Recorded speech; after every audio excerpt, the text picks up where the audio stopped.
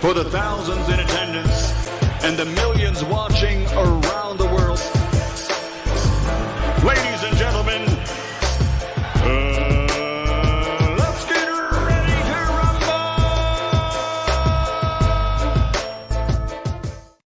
Yeah. What's up? It's that boy Coach Malachi Williams in the building. We back. New Media Today USA Boxing. We are back. I hope everybody is having a good day today. If you're in the UK, salute to everyone that's in the UK, man. You know, in the UK, it's 8 o'clock right now. It's nighttime. It's evening time, nighttime in the UK. Shout out to everyone on the West Coast. You know what I mean? I think it's 12 o'clock on the West Coast right now. And shout out to everybody in the Midwest. I think it's 2 o'clock and so on and et cetera. Shout out to everyone in Africa and stuff like that. We had a couple people call in. I think from Nigeria. I think he said it was 11 o'clock at night over there. So, you know, we had a good show yesterday, man. I enjoyed the show yesterday, and I'm pretty sure you did. You know, it got kind of dicey a little bit, you know, but hey, it is what it is. Today we're going to have a better day. Today is going to be a good day as well, and we're going to get it in. You know me, man. The car ain't got no roof today. Well, I ain't here to make friends. I'm not, none of that shit. You see what I'm saying? I had a couple of guys send me some messages. Let's see. Let me look and see, guys. I want to make sure before I get into this. Let me see what some of the guys who left me messages called me, right? One guy told me that I was a coon. He said I was a sellout, and I always talk down on the black race. Then another guy, avatar by the name of J.O., he says that I am white, and I'm glad somebody said it. This guy is definitely a coon and a sellout. Okay, so now they still calling me coons and sellouts. Okay, it's no problem. To my detractors, you watch me every day, so your words don't hurt me at all, doesn't affect me at all. If you knew what a coon or a sellout was, you would know that I am nowhere near that, but that's neither here nor there. I am here to break your ass off something real proper today. So anyways, let's go ahead and we're going to dedicate this show to the detractors. Let's give everybody a round of applause.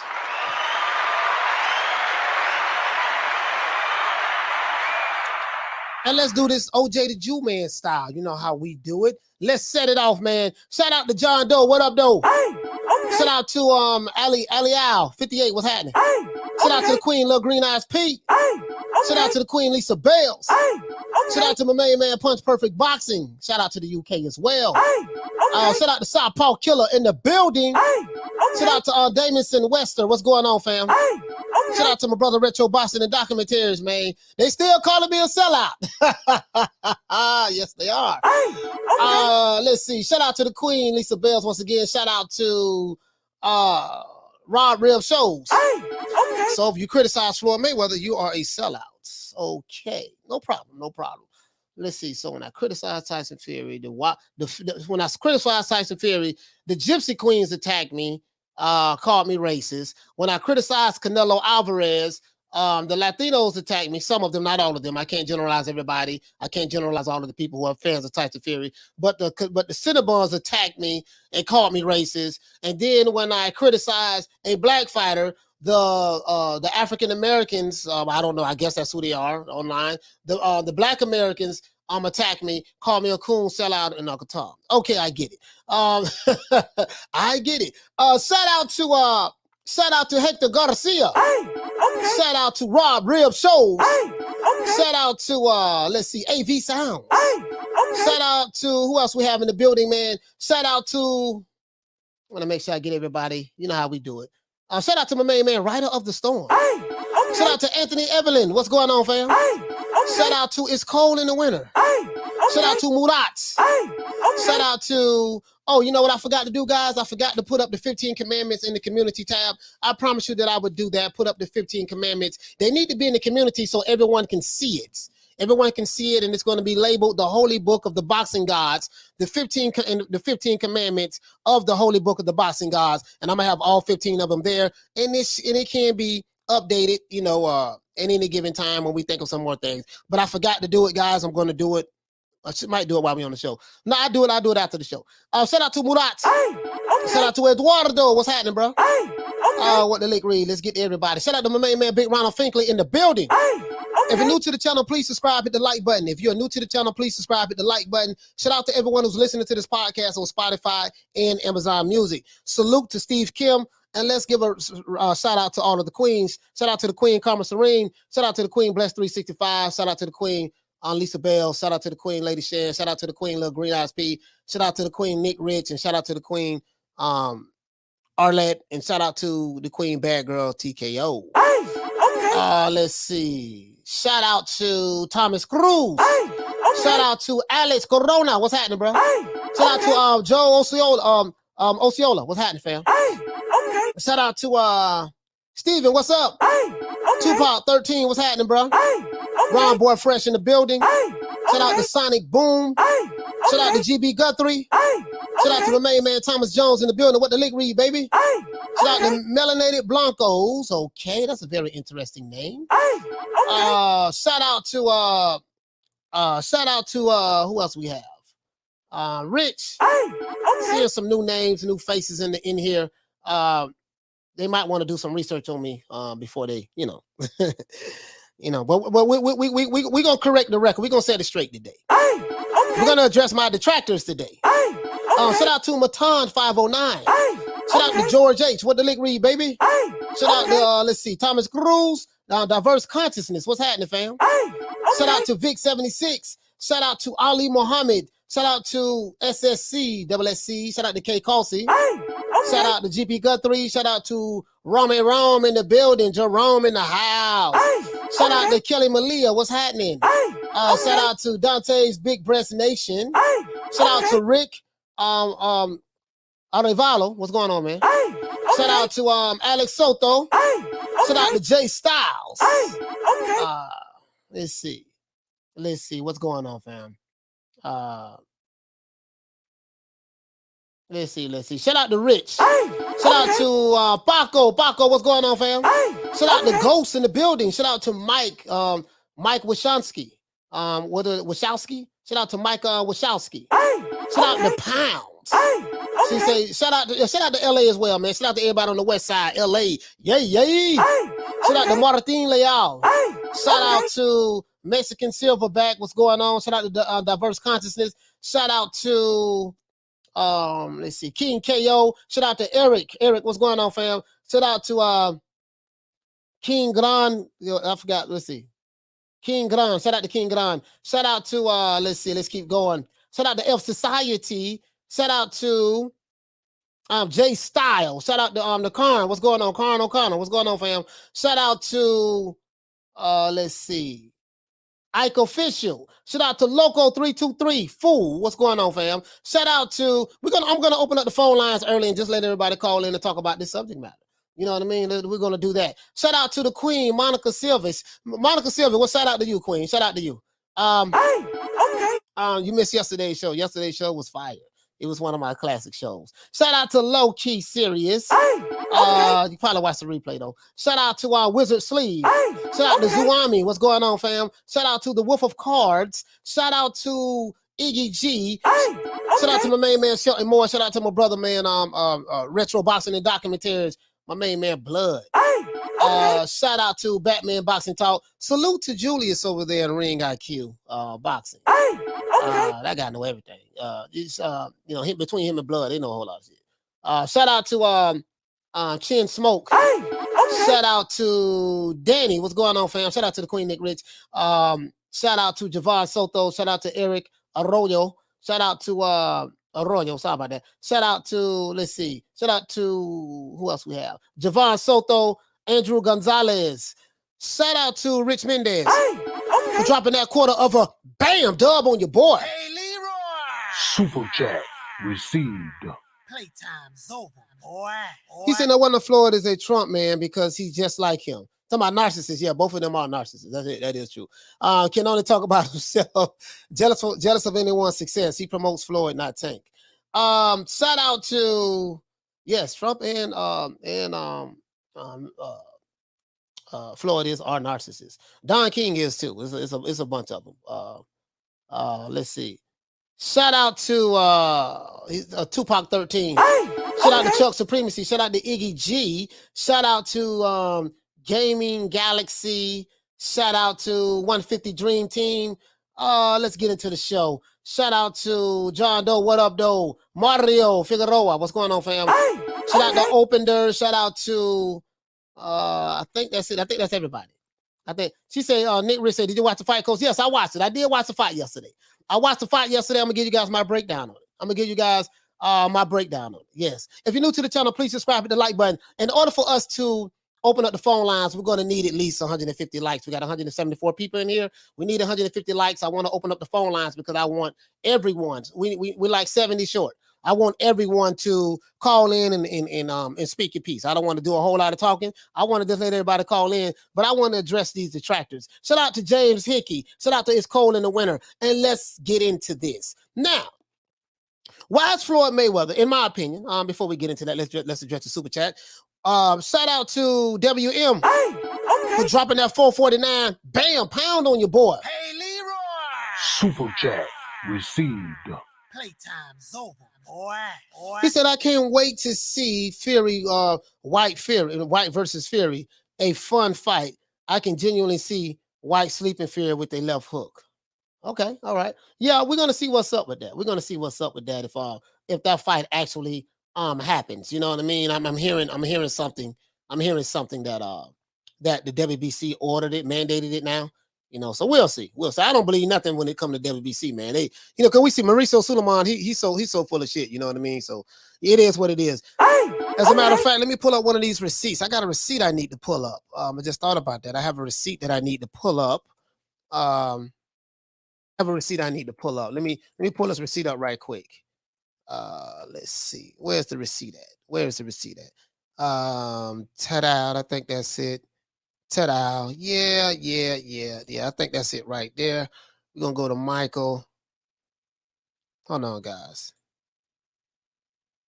Yeah, I got it right there. I got the receipt right there. Now, why is Floyd Mayweather, in my opinion, so obsessed with Canelo Alvarez when he has a net worth of $450 million? This is public record. Anyone can Google it, whatever the case may be. You can believe what you want to believe. Doesn't matter to me, right? But the man has a net worth of $450 million. And just normally when you have people who have money like that, you know what I mean? They don't take the time to worry about things or people that they deem that are beneath them. You know, so when you got money, you know, when you soaring up in the sky with the eagles, you don't worry about anything that's flying up under you. Canelo is flying, but he's not as high as Floyd Mayweather from a material wealth standpoint. But you don't worry about the things that's flying up under you, right? You don't worry about that. Normally that's how it is, right? But I guess when you're dealing with certain types of narcissists, because all narcissists are not the same. But when you're dealing with certain types of narcissists, there are some, you know, characteristics, some character flaws that everybody has some form of character flaws that you may see come out more than others, right? But let's keep going. According to CelebrityNet.worth, Floyd's total career earnings as of this writing has topped $1.1 billion in the sport of boxing, right? That's more money than any fighter has made in the history of boxing. Let's stop right there. So if you made that kind of money, you wouldn't, you know, if you gross that kind of money and you have a net worth of $450 million, you ain't gonna be worried about nobody else, right? You don't even worry about nobody else. You know, you won't have these insecurities and stuff like that. You know, what's going on, and whatever the case may be, you know, but apparently, you know, hey man, I guess everything that glitters not gold, right? Now, this is according to CelebrityNetworth.com. Floyd is the 5th highest paid athlete of all time. Only 5 other athletes have grossed over $1 billion in their respective fields. Who are those athletes? The other 5 athletes are Michael Schumacher, $1 billion. Jack Nicklaus, you know, $1.15 billion. Arnold Palmer, golf guy, 2 golf guys, $1.35 billion. Tiger Woods, $1.65 billion, and Michael Jordan, you know, $1.9 billion. So Floyd Mayweather, and Michael Jordan, as you know, is black. Tiger Woods is black and Asian, whatever he want to call himself. And Floyd Mayweather is black. You know what I mean? So, and Floyd Mayweather is one of the most privileged black men on the planet Earth. Why is he privileged? Because he has more money than, you know, he has a whole lot of money, a whole lot of moolah, right? Very privileged. very privileged, right? Now, but for some reason, it seems that Floyd has a serious problem with Canelo Alvarez. Now, this is not a protect Canelo, we gonna cap for Canelo show. No. We don't do no D-riding and capping for no fighters. I only care about the sport of boxing more than I care about a particular fighter. But I want to talk about this issue, this subject matter, because there were some things that I learned yesterday on the show. And I'm having my detractors attack me, calling me coon, Uncle Tom, sellout. I'm having this guy who said he was white. He felt the same way about me. All of this bullshit. So I got blacks attacking me, some, not all, some black Americans who are apparently, I can't even say black Americans, you know, because we don't know who these guys are behind these avatars. We just don't know, right? So I can't really put a racial, identity to it. We'll just say we have some for Mayweather, Floyd Mayweather, Flomosexuals who didn't like the show yesterday. Black and white. Hispanic as well. I had another guy say he was Hispanic. I don't know why they do this. I'm Hispanic and this is how I feel. I'm black and this is how I feel. I'm white and this is how I feel. What's the point? Who gives a fuck? Right? Now, this is what they say. You see what I'm saying? But now, you know, they got offended yesterday. And I think I was kind of on my best behavior yesterday, to be honest. To be fair, I think I was on my best behavior, right? If you're new to the channel, please subscribe, hit the like button. Let's get the likes up. We got under 100 likes. Under 100 likes, and we have over 250 people. We need the likes up in order for me to open up the phone lines. Now, let's see. Now, as I said before, Floyd Mayweather is one of the most privileged black men on the planet. So when this guy called in yesterday, Mark from New York, he was talking about how Floyd is the leader of black people and he's the king of black people in America and we need to fall in and get in line. Sounds very familiar. It sounds like this is what we heard coming from certain other channels that I call the Alphabet Boys. Not all of them, but some of them, because all of the Alphabet Boy community do not think alike. They're not one monolithic group of people. There are some who cappeth harder for their favorite fighter than others. This is the truth, so I can't lump them all together.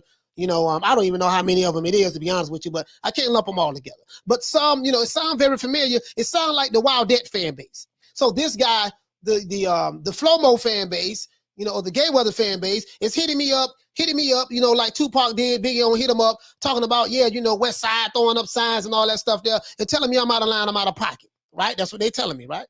Okay, they barked up the wrong goddamn tree. But that's neither here nor there. We're gonna handle these guys today. I promise you. Now, let me continue reading this before I get into the chat, right? Now, and as I said before, now Floyd can't even have a press conference promoting his only fighter. I call Tank his only fighter because that's the only one he really cares about. The other guys, you don't know who they are. He doesn't promote them. You don't really see them with them. They don't talk about them. The other fighters that's with Mayweather Promotions, they don't get the attention that Tank Davis get. So I'm going to say Floyd Mayweather cannot even have a press conference promoting his only fighter, Tank Davis, on fight week without talking about Canelo. And it's not like questions was asked about him about Canelo. He brought Canelo up himself, his own self, right? And now I hear people say, well, you know, Canelo, he bring up Floyd too. He talk about Floyd as well. Okay, listen, whatever. I'm not here to debate the semantics on who talk about who and say whatever the case may be. All I'm saying is, as it relates to this guy, it seems like he has an obsession. Not here to defend Canelo. He has a net worth of over $150 million. So I ain't here to. I leave that to his people. But I say all that to say this. You know, Tank Davis is a fighter. He's a boxer. It's his fight week. You see what I'm saying? This is to you, Floyd. This is to you, Flomosexuals out there. You Flomosexuals. You Mayweather fanboys. I hate fanboys, and I hate you. I want you to know this. I hate fanboys, and if you are a Flomo, and listen, Floyd Mayweather, I followed this guy since he was a teenager. Followed his father, you know, his uncles Roger and Jeff Mayweather all through the Olympics. Some of you guys, you jumped on Floyd Mayweather's nutsack about 5-6 years ago. And let's be honest, some of these guys, right? But let's keep it focused. Let's keep going. But I got something for your ass today. Anyways, Floyd can't even have a press conference without promoting, he can't even have a press conference with his only fighter, Tank Davis, on fight week without bringing up Canelo, right? Without talking about Canelo. Now, the Canelo fanboys and the Mayweather fanboys are, well, we're going to say the Cinnabon fanboys. So Canelo fanboys, which we call the Cinnabons, and the Mayweather fanboys, which we call the Mayweathers or the Flomos, now they are attacking each other online, doing what fanboys normally do. This is what I'm seeing, right? Some of that is spilled over to me, right? Now, the battle of the Mayweathers versus the Cinnabons is in full effect, and Tank Davis is caught smack in the middle. The last time I checked, Tank Davis is a grown-ass man, almost 30 years old, but his wannabe daddy, Floyd Money Mayweather, treats him like a child in front of the world to see, right? And the sad part about it is that Tank Davis just sits there like a little feeble-minded child, and he takes it. Right? Now, some of these dudes who probably coming at me, they have daddy issues. They didn't know who their father was, like I didn't know who my father was, right? They have daddy issues. They're still suffering from the trauma of daddy not being in the house, you know, showing them how to ride a bike, throwing the football with them in the yard. So now they try to live their lives vicariously through other people's lives who look like them from a complexion standpoint, and they try to live their life through them and say, we got to protect these guys. And these guys who, when you get on that level, you don't care nothing about skin color. You only care about money. The color you see is green, right? But when you down at the bottom, you don't understand that because everything in your life is black and white. You only see things through the black and white lens. So that's all you see, right? Now, let's keep it funky though. But now, what I will say is this here.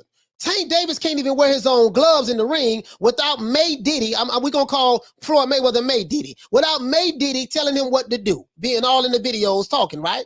Now, at some point in time, you, Tank Davis, I got to say this here now. At some point in time, you Tank Davis fanboys. This is to you guys. At some point in time, you Tank Davis fanboys are going to have to tell your mans to stop being Floyd's bitch and speak up for himself.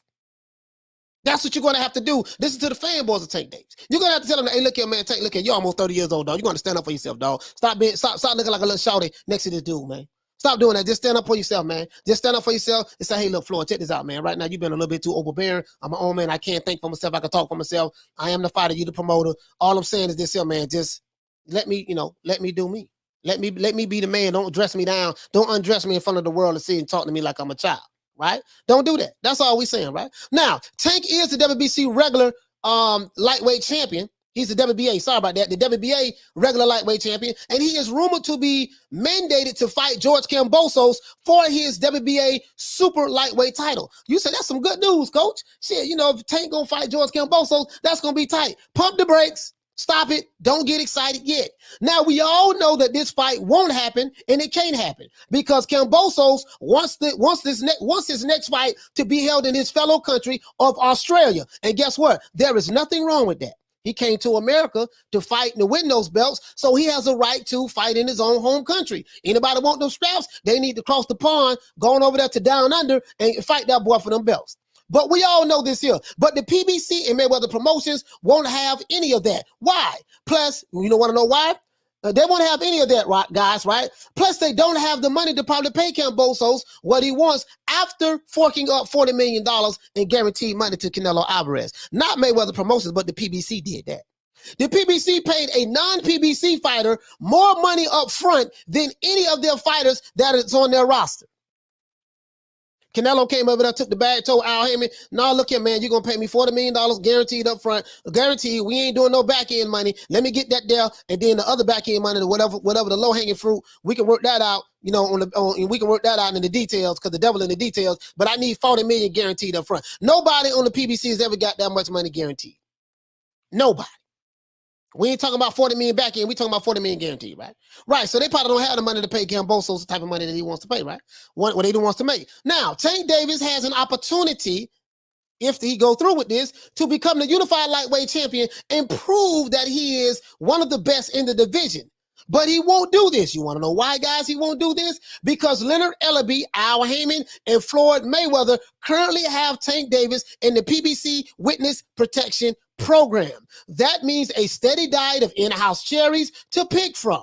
So far, all of you boxing fans so this is what I want to say for you guys, right? So for all of you boxing fans, I'm going to stop right there. For all of you boxing fans, don't get your hopes up too high. Don't get your hopes up too high about this, right? Want to let you know that. Do not get your hopes up too high, especially as it relates to the PBC and their fighters. They've taken enough L's in 2021, this year so far, from non-PBC fighters to last a lifetime. And Al Heyman has learned this lesson, and the PBC message is clear.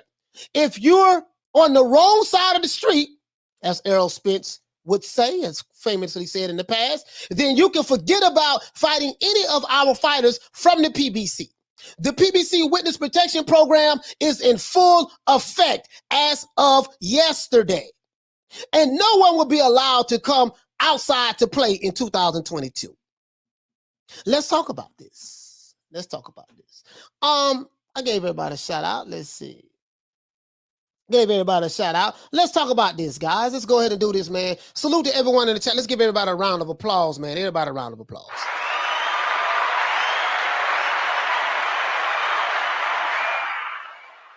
So now, this is to all of my detractors who called me a coon yesterday. Well, dude, brother sent me a message, said I was a sellout and all this other shit. Now, I'm going to explain something to you fake-ass pro-blacks out there, and you fake-ass racist-ass Mexicans and whites and whoever have a problem with Coach Malachi Williams. Please note that over here, I am an equal opportunity shit talker. I don't give a damn what your race is, who your nationality is, where you come from. If you don't like the subject matter, you can get the fuck off the block. Care nothing about these guys. I really don't. Care nothing about them. I really don't. Now, as to the brother who called yesterday, was trying to make the show racial. I get where you're coming from. I think his name is Mark from New York. But we're gonna. I get where you're coming from, brother. But you so wrong. You're wrong than two left shoes. You're wrong than two left shoes. But I know where you're coming from. I know your mindset, and I know my detractors very well. My detractors, I know you very well. I know you very well. I have a master's degree when it comes to dealing with my detractors. So I tell you what. So now I have whites who don't like me, who say I'm racist. I have Latinos who don't like me, who say I'm racist. I have some blacks who don't like me, who say I'm a coon, Uncle Tom sellout. That's fine. So I have successfully pissed off 3 races of people. I guess I'm doing my job. I guess I'm doing my job. So let's get into the show though. Now, if you're new to the channel, please subscribe, hit the like button. If you're new to the channel, please subscribe. We got 445 in here. Let's get it in. Now, Tupac 13 said that Floyd is a disgrace to boxing. Tank taking Floyd's advice. Hey man, it is what it is. It is what it is. It is what it is. It is what it is. You see what I'm saying? So let's do this. Let's do this, guys. I want to make this clear. If you are a fanboy of your favorite fighter, whoever your fighter is, this is not the show for you today. If you are a Heyman Knight fanboy, this is not the show for you today. If you are a PBC Dick Rider fanboy, this is not the show for you today. If you are a Bud Sexual fanboy, this is not the show for you today. If you are a Devin Haney fanboy, this is not the show for you today. If you are an AJ fanboy, this is not the show for you today. If you are a Gypsy Queen fanboy, if you are a Cinnabon fanboy, if you are a Flomo or a Mayweather fanboy, if you are a Tia Female fanboy, if you are a Pac-Tard fanboy, if you are a Tankhead fanboy, if you are a PBC fanboy, if you are a Wild Debt fanboy, if you are an aerosexual fanboy, if you are a fanboy of a favorite YouTube channel, promotional company, or promoter, this is not the show for you today. We give 2 fucks about you fanboys. I don't give a damn if you are a black fanboy, care nothing about you, sir. I don't give a damn if you are a white fanboy. I care nothing about you, sir. I don't give a damn if you are a Latino fanboy. I care nothing about you, sir. I don't give a damn if you are an Asian fanboy. I care nothing about you, sir. This is not the block for you. The block is hot today. I am not bullshitting with you fanboy ass niggas, and I don't give a damn what race, what nationality you is. The hell with you. And I hope that you are so pissed off that you will get the fuck off the block.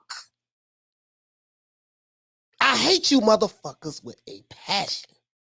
And I mean that. Now, let's keep going. I almost went somewhere. I'm sorry about that. I don't mean to curse, guys. Shout out to Rick. Shout out to Rick Lazarga. Hey, okay. For dropping that quarter of a bam dub on your boy. Hey, Leroy. Super chat received. Playtime's over, boy. Yeah, I was waiting on you. You said, "Where's your $15?" You got to send me your cash out. You got to send me your cash out, Rick. I was waiting on you yesterday. Send me your cash out. I didn't forget you, homie. Send me your cash out. Now that I got that off of my chest, let's get into this. Now let's look at some receipts. Yeah, send me your cash app. Drop your cash app in there. Drop your cash app in there. Yeah, I am an equal opportunity fanboy hater. I am. I hate fanboys. I am a hater. I hate fanboys. I do. And I don't give a damn what race and nationality is. Don't matter to me.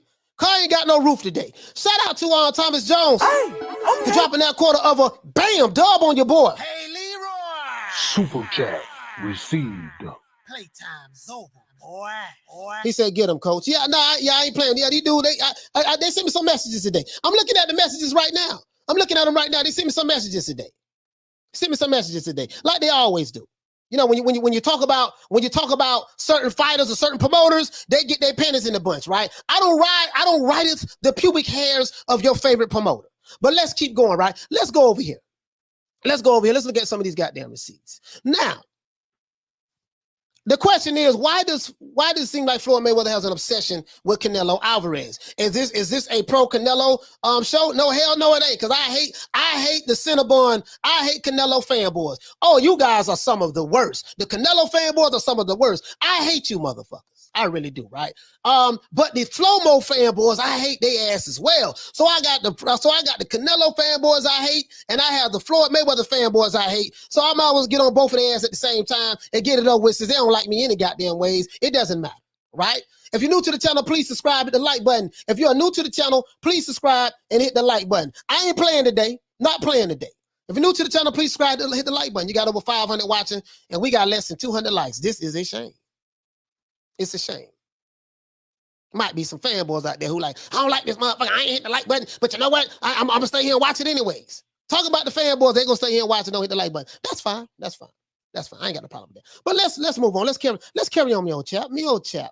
Let's go, me old chap. Now, let's look at this. Let's look at Exhibit A. Now, we got my main man, Floyd Money Mayweather. I showed you guys this here yesterday, but this poses a question. Now, I'm not here to vilify Floyd, but I want to show you something. This doesn't make any sense to me. Let's get it in. Let's hear what our brother Money Mayweather got to say. The brother who called yesterday, he said Floyd represents, he's representing for the black people in America. He's representing for us, and he is our king and our leader, and we need to just get behind him. That's what he said, right? That's what the brother said, right? Got his name is Mark from New York. That's what Mark from New York says. Let me get that narcissist who, okay, that's neither here nor there. You know, but what we don't talk about is, you know, Canelo. Steroids. I don't talk about that. So we don't know all the fighters he beat. And he got, what he could have been not clean in a lot of fights. You think he was clean the night he fought you? I'm saying, I don't know. That's y'all. This Canelo. Oh man, the kid was the cakewalk. Easy. You named 5 fighters right there. So I look at body language very easy. I want you to look at something right here. The way Floyd, listen, I'm just being honest with you, right? Like, cause I know when I'm disgusted with somebody, I have a disgust look on my face. We all see this disgust look, right? But let's look at this. Floyd looks like he's very disgusted. So I'm thinking it has to be something more that we don't know about. That we don't talk about. And I'll come on record and say, these guys, that kid in his booth, don't sleep on him. So he's talking about don't sleep on certain black fighters. Hell of a fighter. Even Benavidez. Well, certain fighters, because Benavidez is not black. You know? But what we don't talk about is, you know, Canelo. Now, no one even asked him a question about Canelo or Benavidez or Errol Spence or whatever the case may be. Floyd just doing his little rant in a calm way. This is before the fight. And then all of a sudden he talked about Canelo. So I'm trying to see where I'm going somewhere with this. Let's go. Steroids. I don't talk about that. So we don't know all the fighters he beat. What he could have been not clean in a lot of fights. You think he was clean the night he fought you? I'm saying, I don't know. That's y'all. This Canelo. Oh man, the kid was the cakewalk. Easy.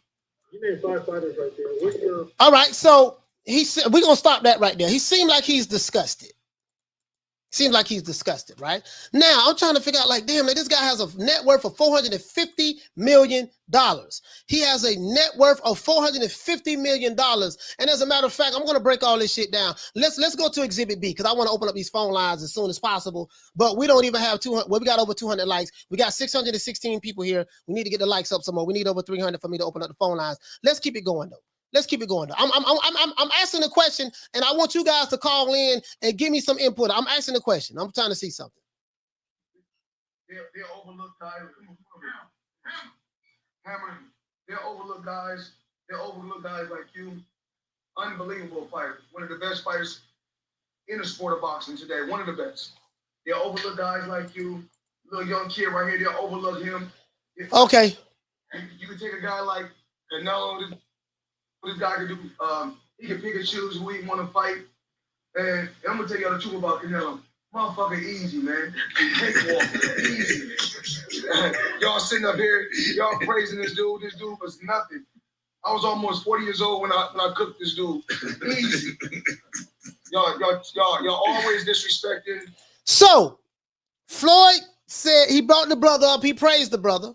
Seemed like a good deed, right? Oh, he's praising the dude up. He's praising this guy up. He's praising him, shaking his hand. But then he came back and said, y'all sitting there praising Canelo, talking about this guy. That dude was easy. I cooked that dude. I smoked that dude. And that's fine, right? But Floyd, the problem is you are a retired fighter, my brother. You are a promoter now.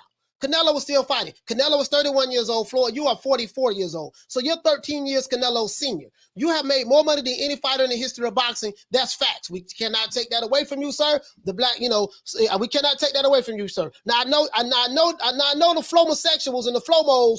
We know you guys look at Floyd as your leader. He's your king. He's the one that's going to lead you back to the promised land. Floyd has all types of friends. You know he's friends with Donald Trump. You guys hate Donald Trump, right? He's friends with Don King. He's friends with all different types of white multimillionaires and black multimillionaires and Latino and Hispanic multimillionaires. Floyd doesn't look at himself as though he's the king of Wakanda like you guys, you Flomosexuals who try to live your lives vicariously through Floyd Mayweather. He's not the guy who you're trying to make him out to be. You're trying to make him out to be like he's some kind of goddamn superhero, and he's not.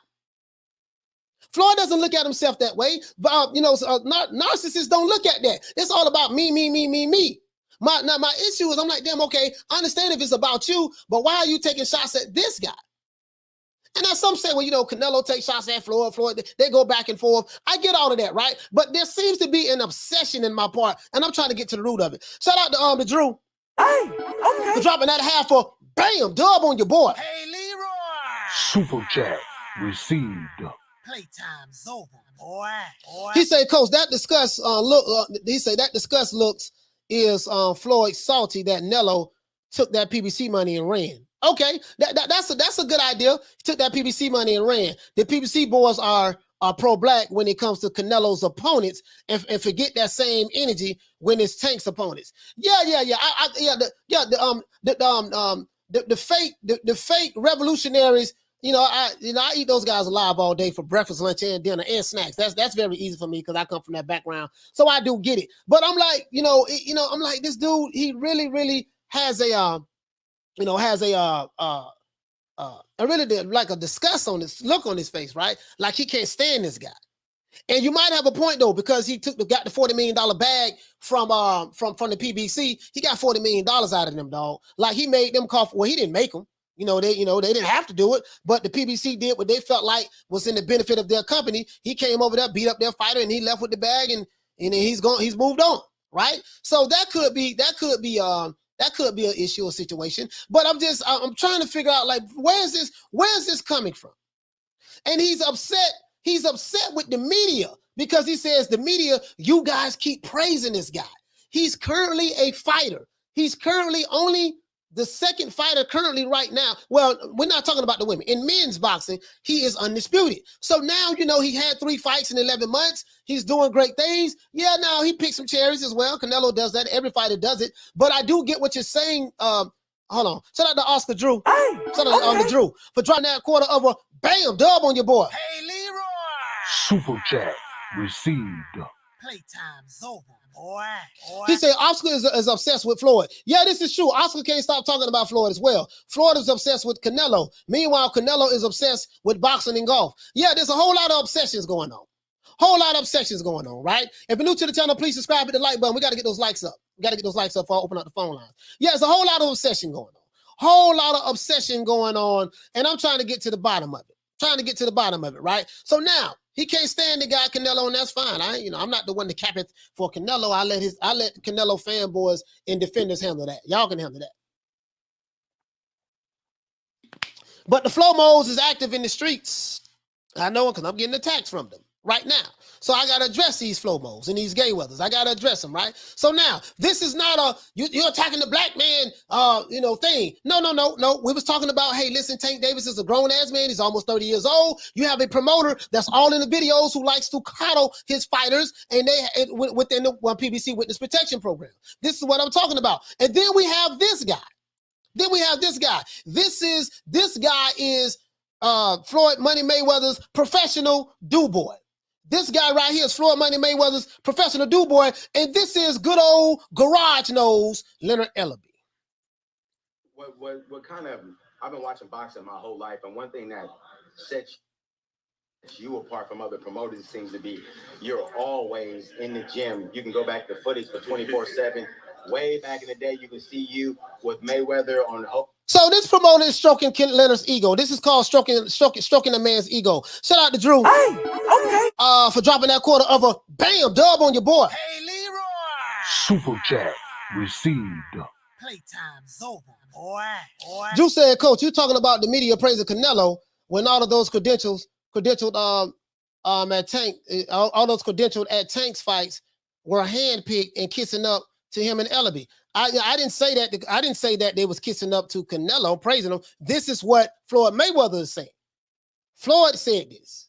This is what Floyd Mayweather is saying, is that he feel like they kissing up to Canelo, but no one even mentioned Canelo that I seen in these press conferences. He always brought him up. Right? He always brought him up. Shout out to DJ in the building. Hey, okay. He always brought this guy up. So for my detractors, right? You sit back and try to call me all these kind of names. I'm gonna sell out, I'm a coon, but your bitch ass watch me every goddamn day. You see what I'm saying? I know the playbook that you're operating from, but you don't know the rules of engagement. You dudes operate in feelings and in emotions. You see what I'm saying? You try to live your lives vicariously through men's lives because they look like you from a skin complexion standpoint, and these dudes don't give two fucks about you. Right? And stop trying to make it seem like that, yeah, we on code. We got to stick together with the black community. Nigga, blacks kill each other every goddamn day in America. We kill our women, we kill our children, and we kill ourselves. So what in the hell are you talking about? This ain't no one big kumbaya. Cut the bullshit out. Wasn't no kumbaya before I was born. After I was born, there wasn't no kumbaya. When I was in the Nation of Islam, there wasn't no kumbaya. And now in 2021, there still isn't no kumbaya. So what the hell are you talking about? Nigga, you got YouTube channels that don't even agree with each other, and they're the same complexion. So cut all this bullshit out about we all got to be on code and, we loyal to each other. Ain't no goddamn loyalty. Niggas ain't never been loyal to each other ever in the history of niggerdom. So what in the hell are you talking about? Whites ain't never been all loyal to each other in the history of whiteness. So what in the hell are you talking about?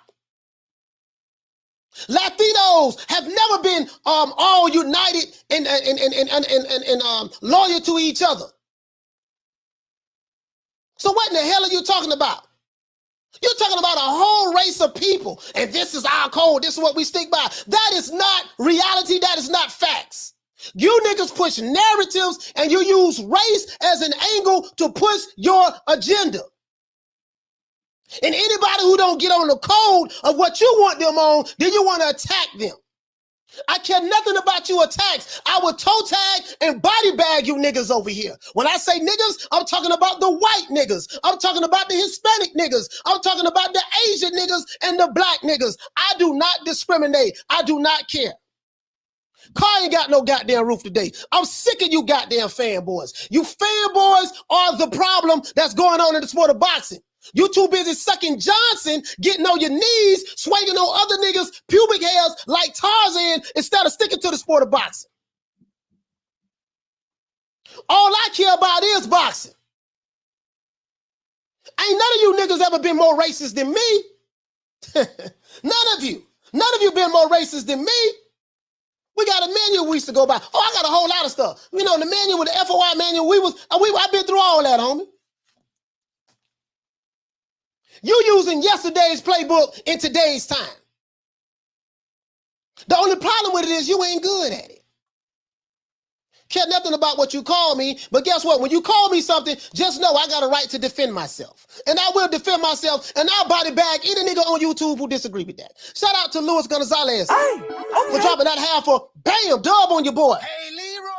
Super chat received. Playtime's over, boy. Shout out to Luis Gonzalez. I appreciate that, fam. I appreciate that. Let's go to the next one. Shout out to Rick Shout out to Rick for dropping that quarter of a bam dub on your boy. Hey, Leroy. Super chat received. Playtime's over, boy. He said, Coach, I love how, he said, I love the fact that you're fair. We need to love each other. But you either Mexican or you married to one now. Shout out to Drew for dropping that $2 bam super chat on your boy. Hey, Leroy. Super chat received. Playtime's over, boy. He said, Coach on fire like a prime Roy Jones Jr.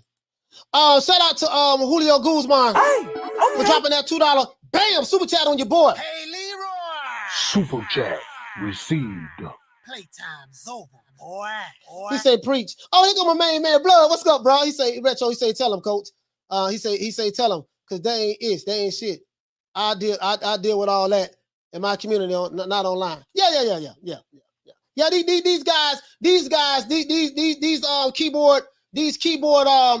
These keyboard revolutionaries, they kill me. Shout out to Javier Martinez for dropping that $2 bam super chat on your boy. Hey, Leroy. Super chat received. Playtime's over, boy. He said, Coach slapping him so hard, Google can't find him. Now listen, dog, these dudes kill me. These fake ass keyboard revolutionaries. Shout out to Patty for dropping that quarter of a bam dub on your boy. Hey, Leroy. Super chat received. Playtime's over, boy. Patty says, I think Floyd is upset that Canelo would be 5-division champ like him. Canelo might surpass Floyd before he retires. But really, I guess because I'm not a narcissist, I don't understand it. But that's really no need to be upset. You got yours. Let me show you guys something. I'm finna show you guys something. Because I done some digging, right? I got some receipts. Shout out to Jose Rendon for dropping that quarter of a bam dub on your boy. Hey, Leroy. Super chat received. Playtime's over, boy. Jose says Canelo is a threat to their business model. He's independent. They do in-house fights to get fighters signed. Hearn allowed independent fighters. I mean, that's, you know what? You're the second person I heard say that, though. I heard somebody else say that about the actual business model, and this is why Leonard Ellaby doesn't like Eddie Hearn. You said you might be onto something right there. Shout out to Mr. Calderon for dropping that quarter of a bam dub on your boy. Hey, Leroy. Super chat received. Playtime's over, boy. He say, damn, I'm undressed. He said, I'm underdressed for this boxing sermon. Preach, Coach. Mexicans, he said, a Mexican silverback. He said, what do you think about the zone pay-per-view, Coach? Me personally, I like the zone because you ain't got to pay all that money for pay-per-view.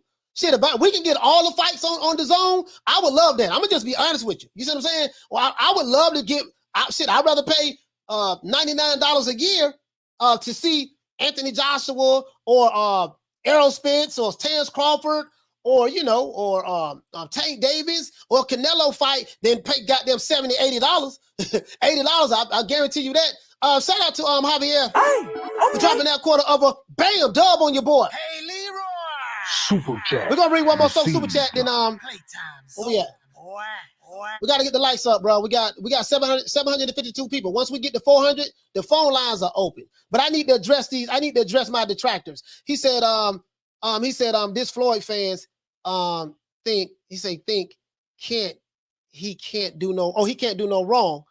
And he would kill their families for them. Applaud, bro. But it tripped me out, bro. The dude who called yesterday. One more super chat, and I'm gonna continue the show. Shout out to Drew for dropping that $4.49 for dropping that $5. Bam, super chat on your boy. Hey, Leroy. Super chat received. Playtime's over, boy. He said, Coach, you think Floyd is also salty that Canelo and Pacquiao are loved in their countries, and he was just in Mexico and was not speaking like this? Yeah, I don't know. I don't know what it is, man. It's like I can't sit back and figure it out. But you know, again, this show here is I want to address these goddamn I want to address these Mayweather fanboys because they make me sick. They make me sick. The Wild Deaths make me sick. The Cinnabons make me sick. You know, the Gypsy Queens make me. Everybody on this goddamn list, man. Everybody on this list make me sick. The aerosexuals, the bunsexuals, the Gypsy Queens. Everybody on this list make me sick. I don't like none of them. I really don't. They need to have their own community. You see what I'm saying? That's what they need. And we got some channels on this bullshit as well, but I'm going to leave them alone. I'm going to let them be. Anyways, Leonard Ellaby, this guy right here, businessman, now he wants to be a gangster. Now he wants to slap, you know, another promoter. I don't know what that is about, but I want you to listen to the energy, the vigor, the hatred in his voice, the passion in which he say it in, the vigor, right?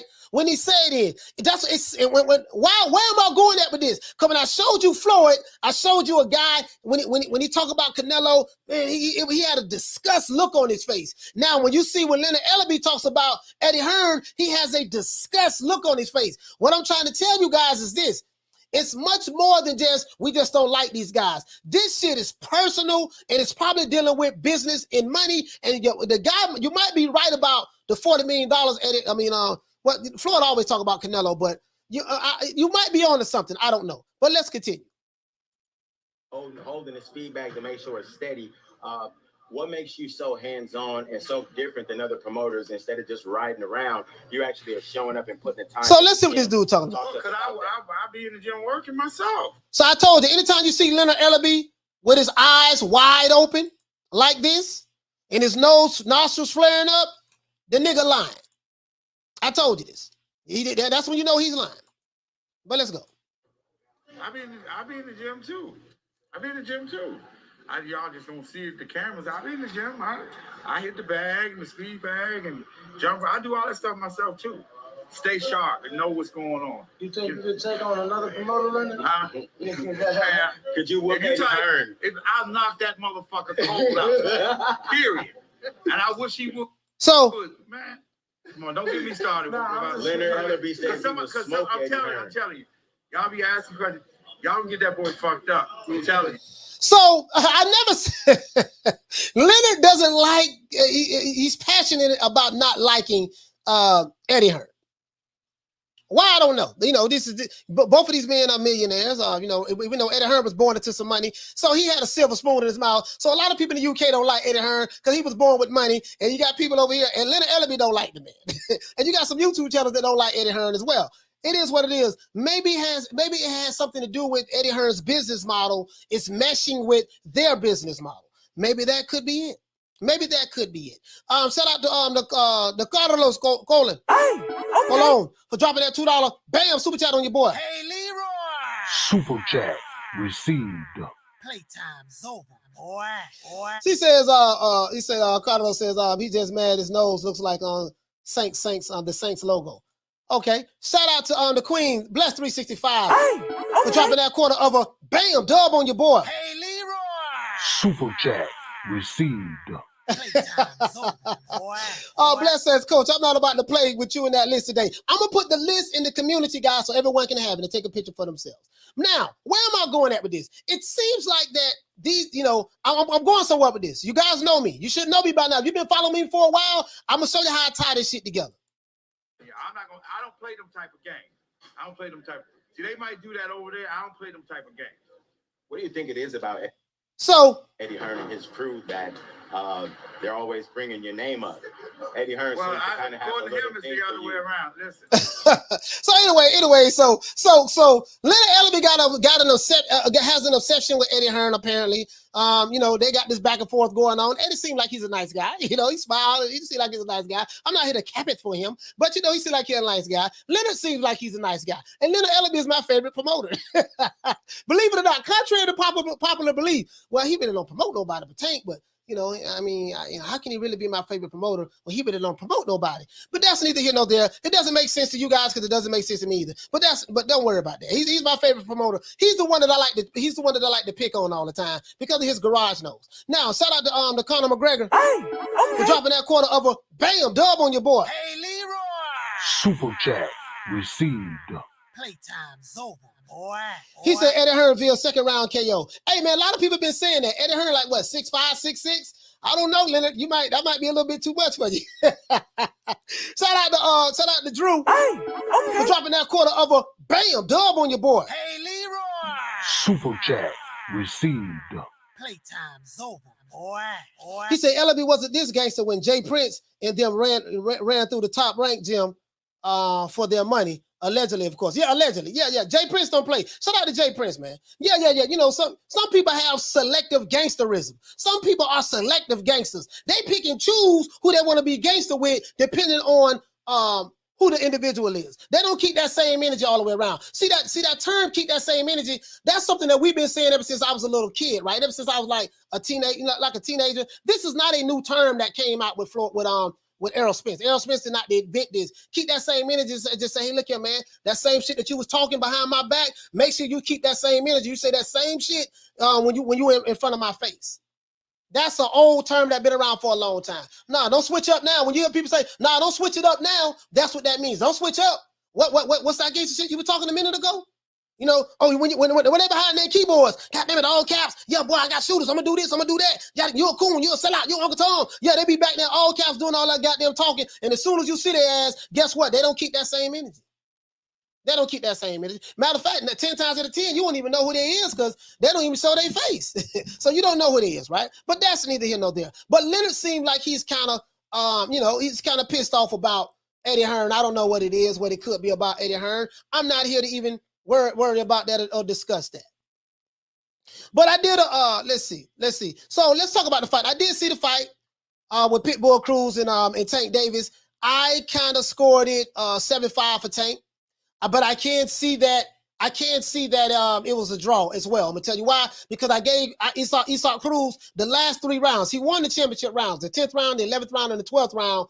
He won those rounds. Now Tank Davis did do a lot of what they would say running. He did a lot of holding and grabbing as well. He grabbed a whole lot in this fight. And I'm going to tell you why. Now, I didn't see the fight yesterday, but I didn't see the fight when everyone else seen it, but I saw it today. And I saw it yesterday. And from what I've seen, Tank Davis was getting hurt with those body shots. And he buckled and sat on the ropes a couple of times as well. That's what I saw. Now, you Tank head fanboys, now, I don't want you guys attacking me. I don't give a damn about you fanboys anyway, so you might as well come on and attack shit. I piss everybody else off, so I might as well bring your ass over here and y'all get pissed off as well. Now, but I did kind of see that, you know what? It depends on what the judges was looking at. This fight could have very well been a draw because Tank did a whole lot of running and grabbing. He did a whole lot of running and grabbing this fight, right? I never seen him do this before in a fight.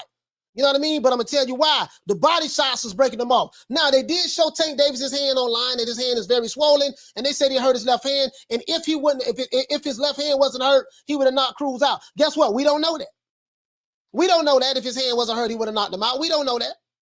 If the hand wasn't hurt, doesn't mean you want to knock him out. That boy didn't have a scar on his face, and he was getting hit with some hard shots. But Cruz was blocking a lot of those shots too, especially those uppercuts. He blocked a lot of those uppercuts that people probably thought was getting in. They wasn't getting in. And I listened to the fight with the volume turned down because the first round, I think the first couple of rounds that I heard it, I started hearing the announcers. They was pro-Tank. The announcers was pro-Tank, right? So what I did was I turned the volume down, went back and listened to it, saw the fight from the first round all the way to the 12th round. That fight could have very well easily been a draw, or it could have went Isaac Cruz's way. And I'm gonna tell you why I said that. Again, you know, I think he won the first round, he won the 10th, 11th, and 12th round, and he won a couple of those middle rounds as well. He did that. So I can see it being a 115, 113 Isaac Cruz. I can see it being a 115, 113 maybe Tank. You got to understand, it's, you know, the judges, Isaac would have had to knock this guy out, basically. because the judges are remember I told you the judges are paid for by the promoters, the referees is paid for by the promoters, and it's a PBC card for the most part, and Tank is their star. So even if anything outside of a knockout, Isaac Cruz wasn't going to get a victory. Now I'm not saying Isaac Cruz got robbed. I'm not going to go that far. This fight was really that close, and it's a matter of subjection, your subjective opinion on how you see the fight, how you scored the fight. So if you saw the fight where Isak won, okay, cool. That's the way you saw it. There's nothing wrong with that. If you saw the fight that Tank won, okay, cool. There's nothing wrong with that. But what I will disagree with, I don't agree with that Tank won the fight 9 rounds to 3 or 8 rounds to 4. I don't see no 9 rounds to 3 or 8 rounds to 4. I didn't see that. I didn't see that at all. I did not see that at all. This is not no whitewash by at the least. This is not a whitewash at all. My opinion is I could have saw boy the judges could have gave Tank 7-5 because they didn't count a lot of those body punches that Isak was doing. But in my opinion, Isak was in his chest the whole day. Isak cut the ring off. Isak did a whole lot better than I thought he was. And I'm not saying that because he did a lot better than expected, that this is why I'm praising him. I'm literally saying that, hey, from what I saw last night, from what I saw yesterday, this fight could have been 7-5 Isaac Cruz this way. You know what I mean? Or this fight could have been a draw. Or it could have been 7-5 Tank Davis's way. The judge who scored it 116-112, I totally disagree with that. That's it. So that's it. Shout out to Javier Martinez for dropping that $2 bam super chat on your boy. Hey, Leroy. Super chat received. Playtime's over, boy. He said Cruz was blocking that uppercut. That hurt his hand. As a matter of fact, I think it hurt his hand in the 6th round. The 6th round, Tank threw that uppercut, and when he threw the uppercut, Isak blocked it. And after that fight, it changed everything. I think that's when he started doing a lot of dancing around, a lot of holding and all of that stuff. That's from what I saw. That's my own personal observation. Right? My own personal observation. Anyways, shout out to the Ricky E245 for dropping that quarter of a bam dub on your boy. Hey, Leroy. Super chat received. Playtime's over, boy. He said, Coach, I had Tank winning 7-5. Some people thought Tank was only a power puncher, but he saw some moves. Yeah, he had a lot of boxing skills. I'm not gonna lie. Tank footwork was phenomenal. He needed it. Loco said that Cruz won 10, 11, and 12 easy. Yeah, he won. I gave him those 3 rounds. Hands down, he won those 3 rounds, and I can see 3 more rounds he could have won that I scored that he won. I gave him the first round. I forgot the ones I had, but he had some of those rounds was real close swing rounds as well. Some of them were real close swing rounds, so but anything over 7-5 either way, I don't agree with that. I'm just saying me. I don't agree with that. Shout out to the Lesmis, Rivera for dropping that quarter of a bam dub on your boy. Hey, Leroy. Super chat received. Playtime's over, boy. He said for the community, no excuses for Tank like excuses for Tio or Loma. Game plan is to take a fighter out by any means necessary. It's part of the game. Okay. Shout out to Raphael for dropping that $2 bam super chat on your boy. Hey, Leroy. Super chat received. Playtime's over, boy. He said whole lot of more. TMT fanboys. Okay. But anyway, that's the way I scored the fight. That's it. It could have been a draw. Could have went 7-5 Isaac Cruz's way. It could have went 7-5. Well, we know Tank Davis won the fight. But so Tank Davis won the fight. We know that. But it could have easily went the other way for Isaac Cruz as well. It could have went the other way, or it could have been a draw. And I kind of lean more like for it being a draw, to be honest with you, because there was a lot of those rounds. Tank was, he was pop shotting, but he was grabbing and holding, and he was like spinning them and stuff like that. So, so I can see it. It just depends on what your taste is, to be honest with you. It depends on what your taste is. You see what I'm saying? So whatever anybody scored, no one is wrong. No one is wrong in whatever you scored. Shout out to Drew for dropping that quarter of a bam dub on your boy. Hey, Leroy. Super chat received. Playtime's over, boy. He said this fight was similar to when Broner versus Ponce de Leon, a hard chin Mexican. With the firepower from Broner, did not stop him like Cruz was coming against Tank. Yeah, but you know what? He was Again, that fight could have very easily been a draw because he was blocking a lot of that shit, dog. Like, bro, like I'm looking at it, volume down. I had the volume. I had the volume off, and bro, I'm like, okay, he was blocking a lot of that shit. He was blocking a lot of that stuff. You see what I'm saying? I'm just being honest with you. Now Tank was catching them clean too, though. Tank was catching them clean as well. He was catching some clean shots, but some of those shots, quite a few of those shots, he was blocking them because he was so low and he had his hands like this under his chin. So you trying to throw an uppercut up under there, he was ready for that. He had his hands under his chin because he understood that, hey, this guy gonna try to hit me with uppercuts. So, you know, and so it could have very well been a draw. It could have very well been a draw as well. You see what I'm saying? So now I would love to see him run it back. I would love to see him run it back, but that ain't gonna happen. We know that ain't gonna happen, right? I would love to see him run it back. So now we got a poll right here, guys. I did a poll. And I'm going to show you guys, this is in the community right now. This is in the community right now. We did a poll, and I'm going to share it with you right now, guys. As you can see, 500 people. So 501 people, over 500 people participated in this poll. And the question is this. As you can see, 501 votes. It says, should Tank Davis give Isak Pitbull Cruz a rematch? Or should Tank stay far away from the Mexican Mike Tyson, Isak Pitbull Cruz? 79% said yes. Tank should run it back and give Isak Pitbull Cruz a rematch. Tank Davis did say that he know one thing: if he fights Isak Cruz again, he'll knock him out. He said that's what he said, right? So hopefully he'll give him a rematch. But after the fight, he did say when they asked him would he give him a rematch, he said hell no. That's what he said, right? Now 21% of people in the poll who voted said no. Tank should stay far away from Isak Pitbull Cruz. No rematch. So 21% say no rematch. 79% says rematch. That's the poll. That's from the people, right? That's what the people say. The people said that. Not me. The people say we should see a rematch, right? So now, I want to show you guys something. As you can see right here, I want to show you guys something. Tank Davis is the WBA regular lightweight champion. He's the WBA regular lightweight champion. As you can see, the WBA super champion is George Kambosos. And the WBA regular lightweight champion is Tank Davis. Tank Davis is in line to fight this guy, George Kambosos, right now. He's in position right now to fight this guy, George Kambosos, and challenge him for his WBA super belt. I don't know if you guys knew that, but Tank Davis, hey man, we need to get the lights up. If you're new to the channel, please subscribe, hit the like button. I'm fixing to open up the phone lines right now. Hit the like, get the lights up. We need to get the lights up. Need to get the lights up. Let's do that. Do that for the old boy. We need 21 likes. We need 21 likes. 21 more likes. We opening the phone lines. 21 more likes. Let me go ahead and do this, man. Let's set this up, set this phone up right now. Want to make sure I have everything ready for the calls. Any of my detractors who want to talk to me, call me in. Or the ones who called me a coon, sellout, and all that shit there. If you want to talk, call the old boy. I'm here. I ain't running from no smoke. I promise you that. I am not running from no smoke. Say what's on your mind.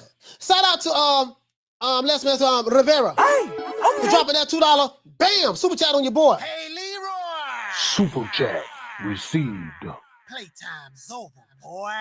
He said from potential KO victim to one of the top lightweights.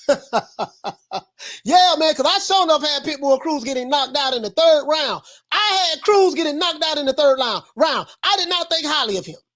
I did not think highly of him at all, but come to find out, he was the cherry that was picked, and the shit almost backfired. Sometimes, that's why I say, sometimes you go to picking cherries, you just may not know what kind of cherry you're going to get. I'm gonna tell you something else that surprised me. Isak Cruz, in his previous fights, he didn't really throw jabs. In this fight, he was throwing jabs to get in. He was jabbing his way to get in. That kind of surprised me too. And because he has such a low center of gravity, remember though, last week I said one thing about this boy Isak Cruz, he has a nice overhand right, and he throws really good shots to the body. Because he's so low to the ground, when he throw those liver shots and those kidney shots, bro, he's a hell of a body worker. He go to the body and he come over the top with the overhand right. That dude have better skills than I thought he did. He had better skills than I thought he did, and I think he had better skills than Tank Davis and his team and the guys who cherry-picked him than they thought he did as well. They were surprised because when you look at his old fights, he looks like he's slow, or he just flat-footed, typical slow Mexican fighter. He's slow, he gonna come forward, and he ain't got no defense, no head movement. Man, that dude was moving around like this, and Tank was trying to get his timing down, and Tank was catching him sometimes, but he was moving like this. And I'm gonna tell you what he did that impressed me. He was moving, he was showing Tank the same movement, right? Looked like he was moving slow, kind of like he was lulling him to sleep. And then once he got close enough, he exploded with his body punches. He exploded. Like once he got close enough, pop, pop, and then the speed just came out of nowhere. I'm like, wait a minute, he ain't showed none of this shit from the other footage that I saw of him in the past, but he was coming forward, rocking side to side, Yeah, baby boy. Yeah, I got you, puto, yeah, right there. Yeah, I know you think I'm slow. Rap, rap. He just went to unloading on the body, and then Tank would grab him and wrap him up. And then Tank started catching on some good shots, uppercuts, hooks, jabs. You know what? Not really hooks too much, but jabs, stuff like that. And then, there's a lot of the stuff, quite a few of the punches that Cruz was blocking. So, it was a good fight, dog. That dude was a lot better than I thought he was. I'm not going to sit here and lie to you, and I owe that man an apology. Bro. Really, though. I apologized yesterday. All right, we got over 400 likes. We're gonna go ahead and open up the phone lines. Shout out to Shoutouts for dropping that half a dub on your boy. Hey, Leroy. Super chat received. Playtime's over, boy. He said, I wonder in 3 years will Cruz be a top ranked Ponce de Leon was to Broner. I thought Tank showed some boxing skills. Yeah, Tank showed some phenomenal boxing skills, but his footwork was phenomenal in that fight. I'm not even gonna lie, his footwork was phenomenal. He say boxing skills I didn't think he had. Great pivoting. Oh yeah, excellent pivoting. Also good showing of a fight while injured. Yeah. Excellent pivoting, man. Listen, that footwork Tank did was both of those fighters surprised me yesterday. Tank surprised me with the footwork, and Cruz surprised me with his defense, his speed, and his persistence. Bro, that dude was a lot better than I thought he was. You know what I mean? Shout out to Drew for dropping that $2 super chat on your boy. Hey, Leroy. Super chat received. Playtime's over, boy. He say Tank don't like them body shots at all. Very telling. No. He didn't like them body shots. He didn't like. See, a lot of times he's fighting people taller than him, so they have to dig down and go to the body. A lot of times. Shout out to the Queen Monica Sylvia. Yeah, they got to dig down and go to the body. But by him fighting a shorter fighter, it was like, damn, you know what I mean? It was something different for Tank. But as you can see right here, guys, Tank has an opportunity. I think the WBA, from what I'm hearing, rumor has it. We're going to say rumors. I don't have any official sources on this. You know me, guys. I don't like to say sources say without showing the sources or the receipts. I like to show the receipts. But rumor has it. I'm hearing some things going on, some things going on in the chitlin circuit in boxing that the WBA is ordering, is going mandated Tank Davis to fight George Kambosos. The only problem with that is this. Tank Davis and Floyd, they only have in-house fights. That's the only problem with this. This is the only problem. In this fight right here with George Kambosos, the reporter asked Tank Davis, who does he want to fight next? And he looked over to Floyd. Leonard's looking at, as you can see right here, Leonard is looking at Tank, like, you know what to say, right, boy? Tank is looking over at Floyd, because they asked Tank, who do you want to fight at 135? And then Floyd clarifies right here. I think it's this. We work smarter, not harder. So you can't hear it. So when they ask Tank the question, as you can see, Tank is rubbing it. He takes his hat off. He takes his hat off.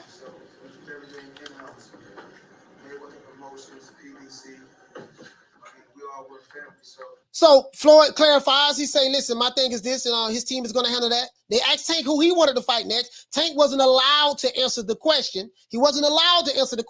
He had to look over to Floyd, the guy who called me yesterday, say Floyd is like a father figure to him. I thought Calvin Richardson. Calvin Richardson was his father figure, but hey, that's neither here nor there.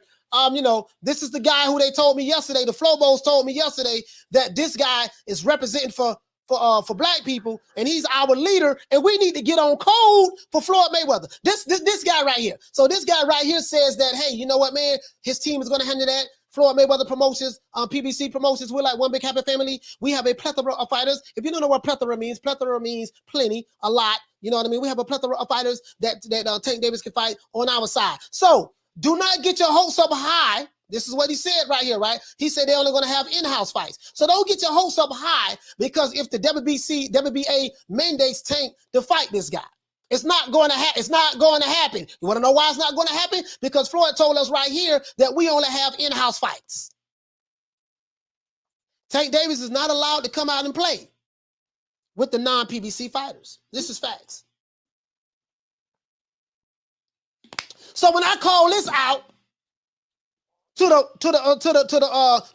flomosexuals, the gay weather fanboys, when I call this out, y'all say I'm a coon. You can't be attacking you shouldn't be attacking the black man on YouTube on a public platform. You cooning. And all of the Mexicans, they don't do that. Lie.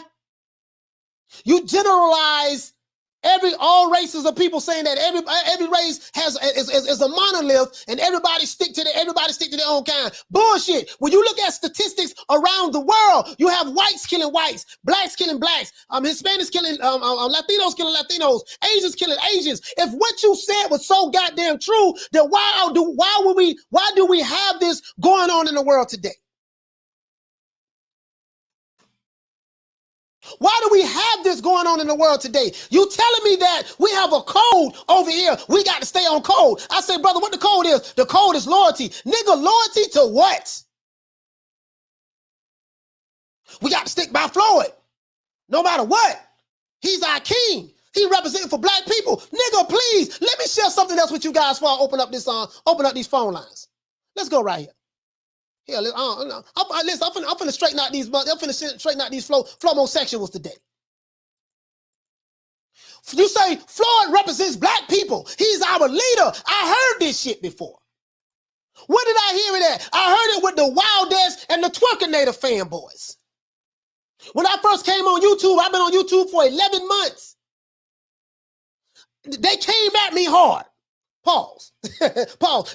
All of them came at me. They don't come at me no more like they used to. You want to know why? Because I toe tag and I body bag their ass. Because they don't come from what I come from. They don't, as a matter of fact, hold on.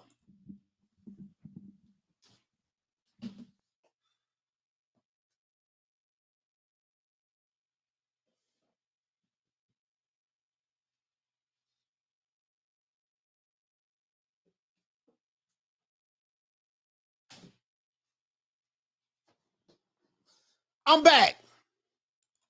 I had to get something.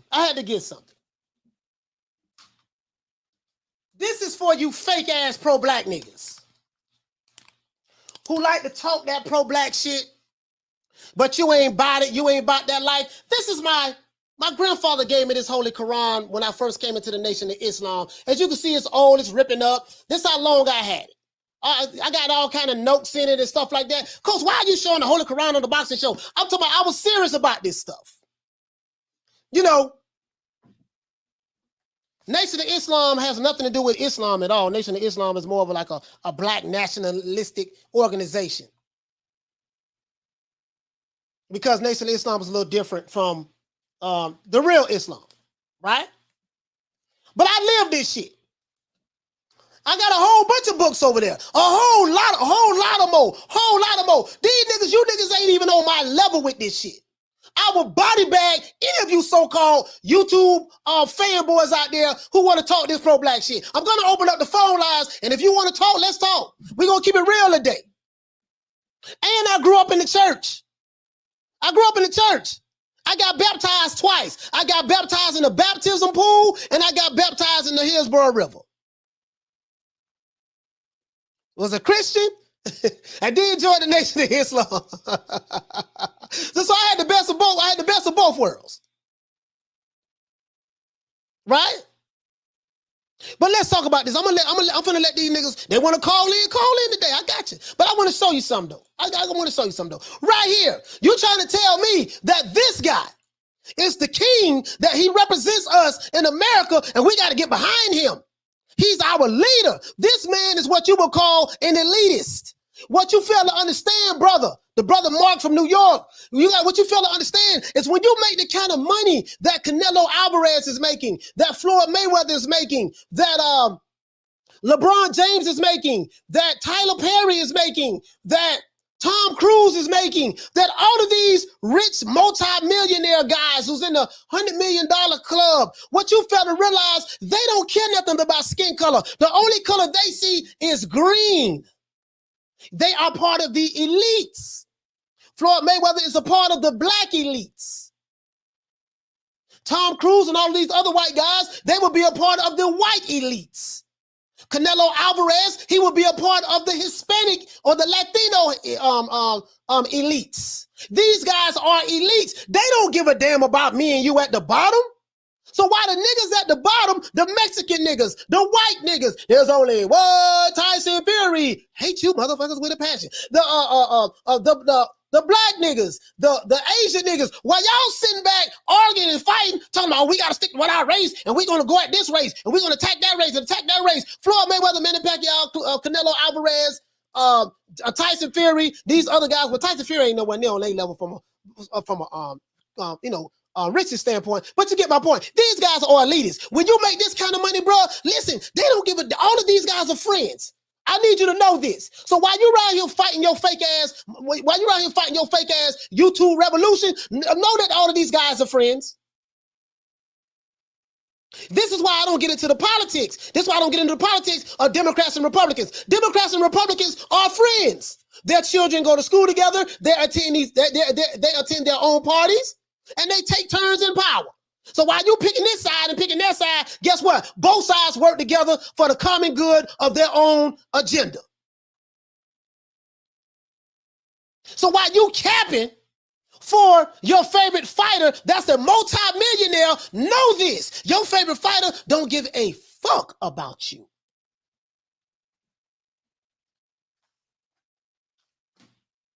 Don't come at me, boy. I ain't the one. Know that. Shout out to Hector Garcia for dropping that $2, bam, super chat on your boy. Hey, Leroy. Super chat received. Playtime's over, boy. Now let's do this. He says, Coach, you the new Malcolm X. No, I'm not. I am not Malcolm X.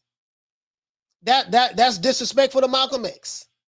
I am not Malcolm X. You know, Malcolm Malik El Shabazz was a very beautiful man. He lost his life. It was some people who looked just like him that killed him. That came from the Nation of Islam. This is why I don't get into skin color politics. I got shot twice. Once in the neck and one in the back, same night. Guess what the guy looked like? He looked just like me. So don't come to me with that. We got to be on code. We got to stick together. Nigga, nobody around the world is sticking together. Nobody. Stop saying this myth that, yeah, all Mexicans, they stick together, they be on code. Bullshit. You got the Mexican cartel in Mexico right now killing other Mexicans. And they got videos on YouTube where you can see the cartel is chopping people's heads off, women and children and men. Other Mexicans. So cut that shit out. When you make a certain amount of money, this ain't about skin color. This is about money and power. Politics is the exercise of power. This is all this is. For all you women out there, be careful of these so-called conscious niggas. When they go to talking about, yeah, sister, you the queen, and you know, don't you know that the black man is the Asiatic black man? You know, he's the maker, the owner, the cream of the planet Earth, God of the universe. Sister, don't you know that the sun is 93 million miles away from the sun? The earth is 93 million miles away from the sun. And you know that, and sister, you are the mother of civilization. When they go to telling you all that sweet shit, trying to impress you, just to know that the next thing is, he's gonna try to get between your legs. Because once I get you feeling good and telling you all that good, sweet shit, making you feel good, oh, girl, he said I was a king. He said I was a queen. And girl, he said I was a queen. Look at him. Oh, girl, he's so smart. He know about the stars and the moon. Nigga, tell me how I can get my credit right. Girl, he was telling me about how pretty I was and how I was the original woman and how I gave birth to civilization. Man, tell me how I'm going to pay my mortgage and my rent. You giving me useless information. You're giving me useless information that I cannot apply to my everyday life right here in 2021. Shout out to the Queen Bless 365 for dropping that quarter of a bam dub on your boy. Hey, Leroy. Super chat received. Playtime's over, boy. She said, Coach 100. Yeah. I'm very familiar with these guys. I used to be around them all the time. 25. I used to be around them all the time. You know what I mean? Tell you what you want to hear. So, you know, do say what you want to hear, and then get right in between your legs, and then we move on. So don't tell me about no code, bro. Ain't the only code that Black elites are on, white elites are on, Hispanic, Latino elites, Asian elites are on. They on one code. It's green.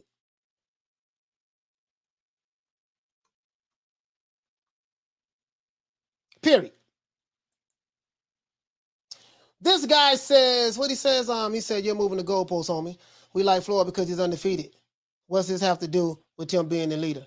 Yeah, no, you must be talking about another guy, fam. You must be talking about another guy. Well, no, I'm addressing a call from yesterday. Addressing a call, SS Chicago. If you wasn't here yesterday, you don't know what I'm talking about. And I'm addressing a lot of the shit that's been coming at me from yesterday's show. So I'm breaking this shit down. You ain't got to agree with it. You ain't got to like it. You know, you just, what it is you don't, this probably ain't the content for you, my brother. And you probably need to go to one of those other LDBC channels who may give you the information that you want. But I'm addressing something. Shout out to Diaz for dropping that $2 bam super chat on your boy. Hey, Leroy. Super chat received. Playtime's over, boy.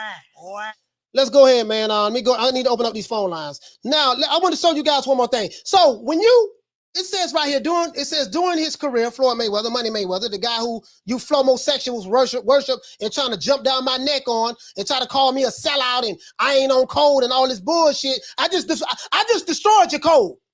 I just destroyed your code right there. Right? You listen to too much Umar Johnson. You listen to too much Professor Black. You listen to too much Tariq Nasheed. That's your problem. You listening to all that pseudo shit that don't mean a goddamn thing. We got a whole lot of people talking about this. What the problem is? We got to be on code. But make sure you send the donations in, and make sure you send the donations in the Cash App, as Umar Johnson would say. You niggas like being victims and you like being race hustled, and you have a savior complex, and you always looking for leaders. This is the problem. Nigga get a little bit of money, we got to follow him and worship him. That's the problem. I know you very well. I know the school of thought where you come from. Trust me, I learned from the best. The Honorable Minister Louis Farrakhan. You don't get no better than him. But let's go.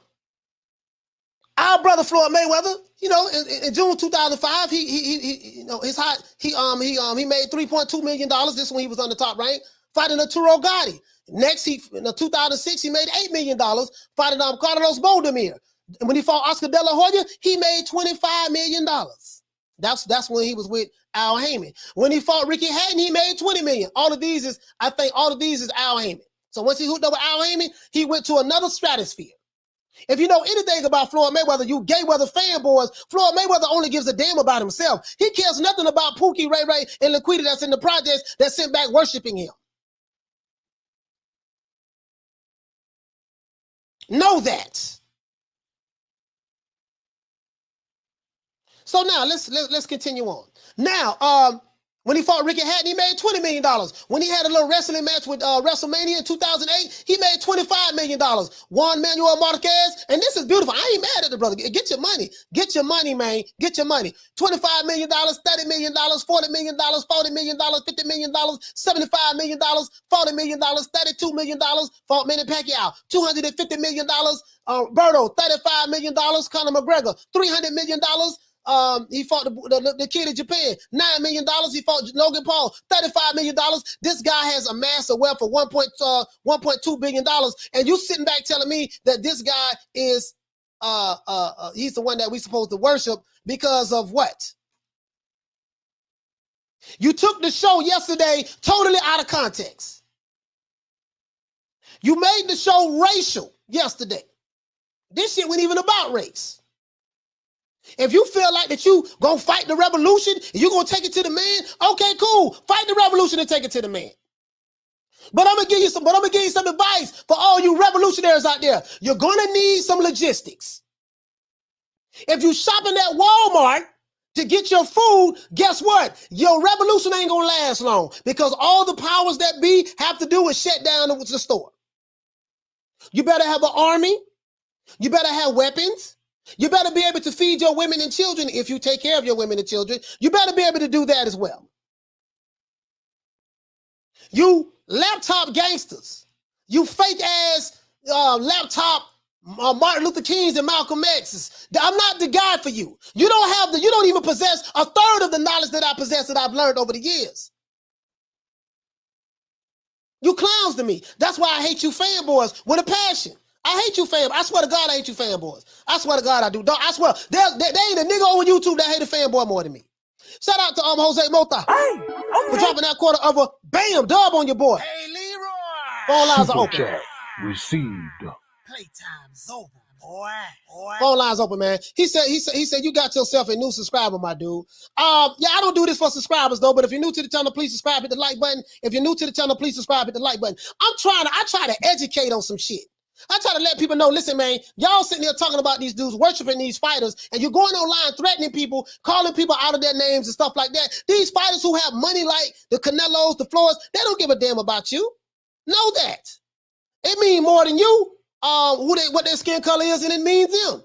When you're on that level, it's all about green, bro.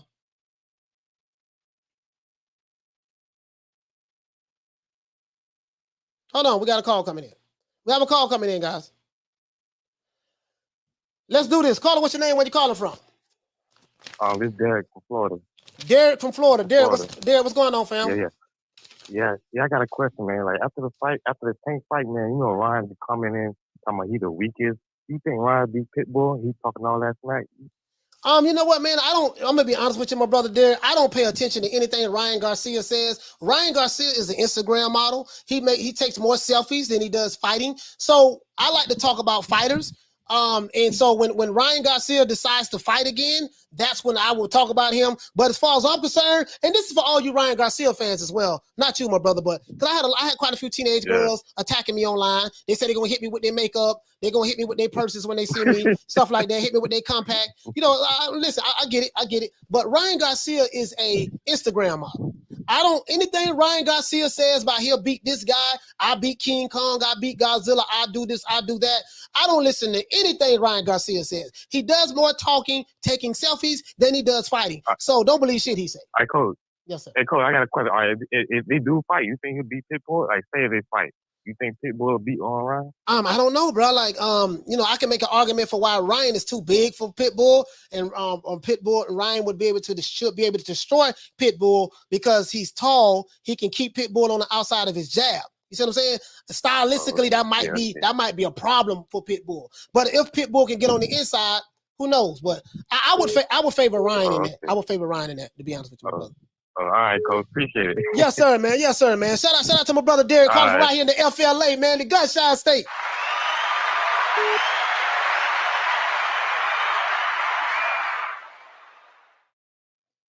Hold on. We got another call coming in.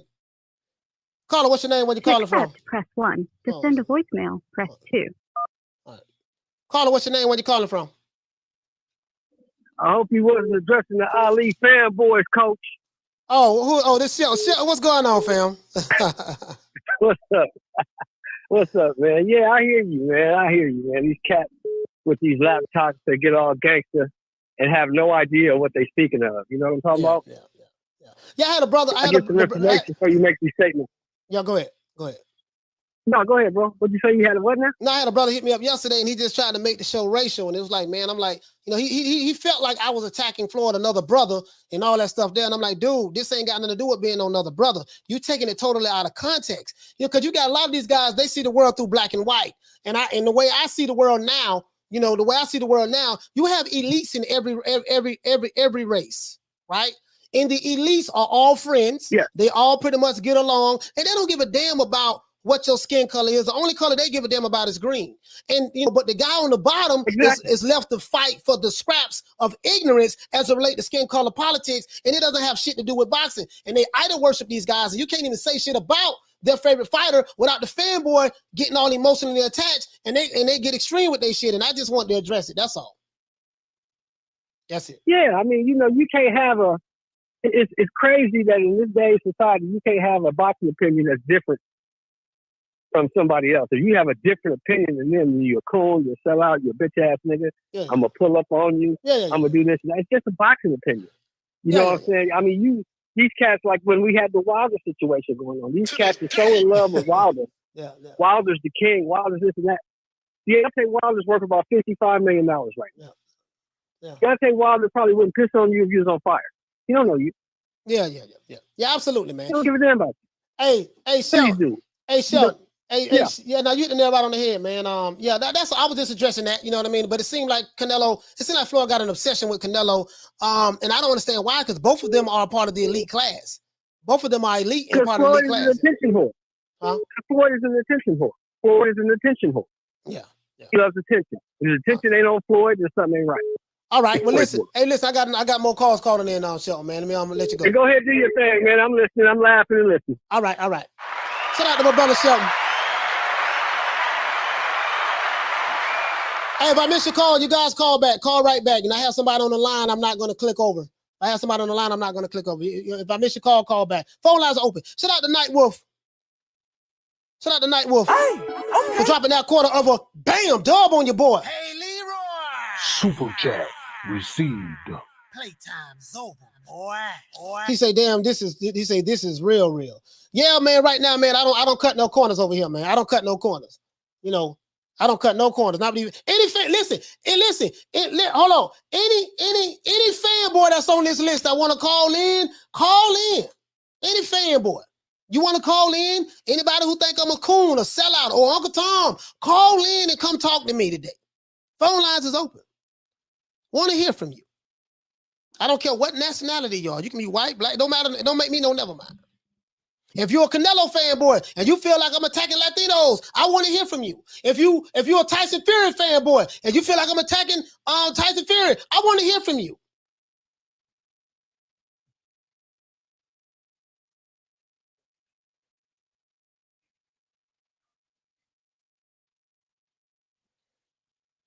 Caller, what's your name? Where you calling from? How you doing, Coach? Just Stanley from New Orleans, man. Stanley, what's going on, fam? Stan from New What's going on, my brother?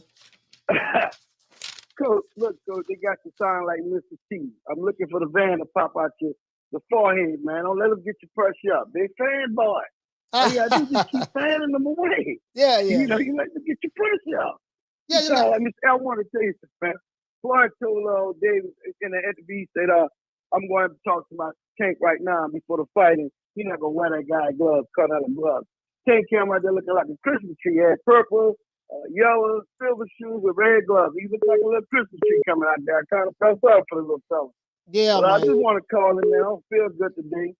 I don't really feel good. I just want to call and tell you, man, keep doing what you're doing. Don't let them make you sound like Mr. T. You know Mr. T on the 18. Yes, sir. Put that vein in your head. Your pressure going to go up.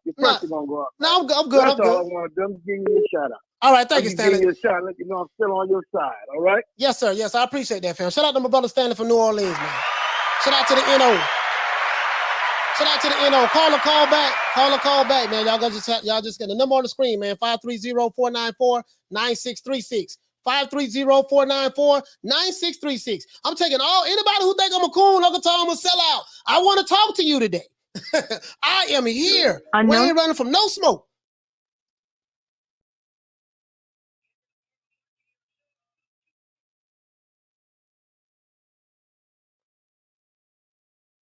Hold on, guys. We got a call coming in.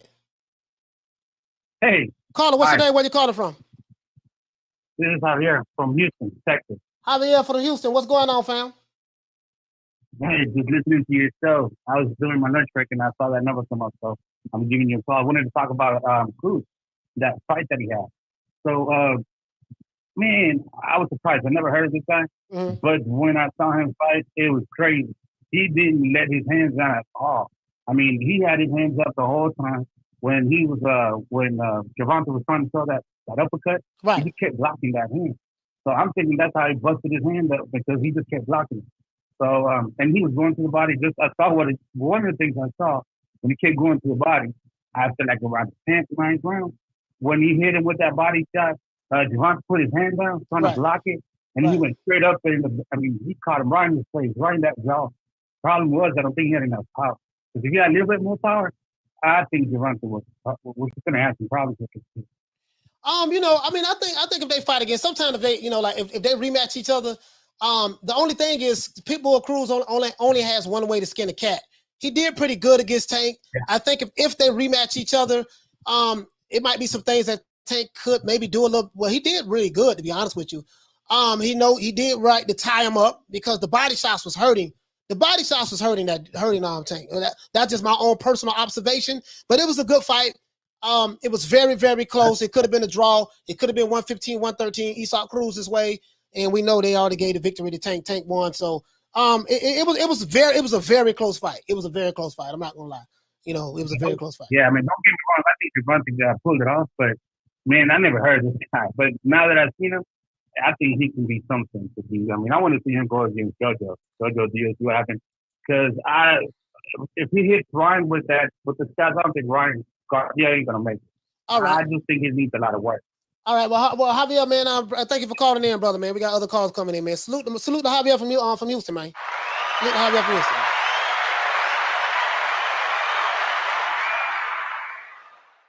Shout out to Sucker Free Sports. Hey, okay. For dropping that quarter of a bam dub on your boy. Hey, Leroy.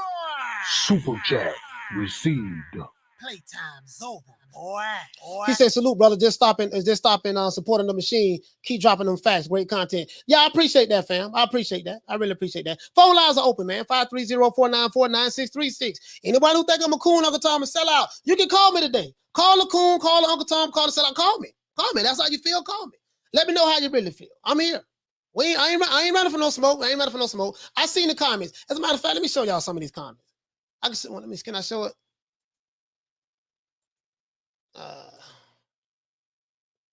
Want to see if I can show it. Oh, I got another. Hold on. Got a call coming in.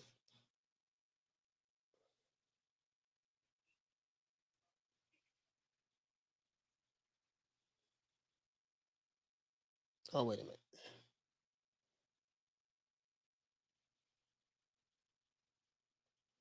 Caller, what's your name? Where you calling from?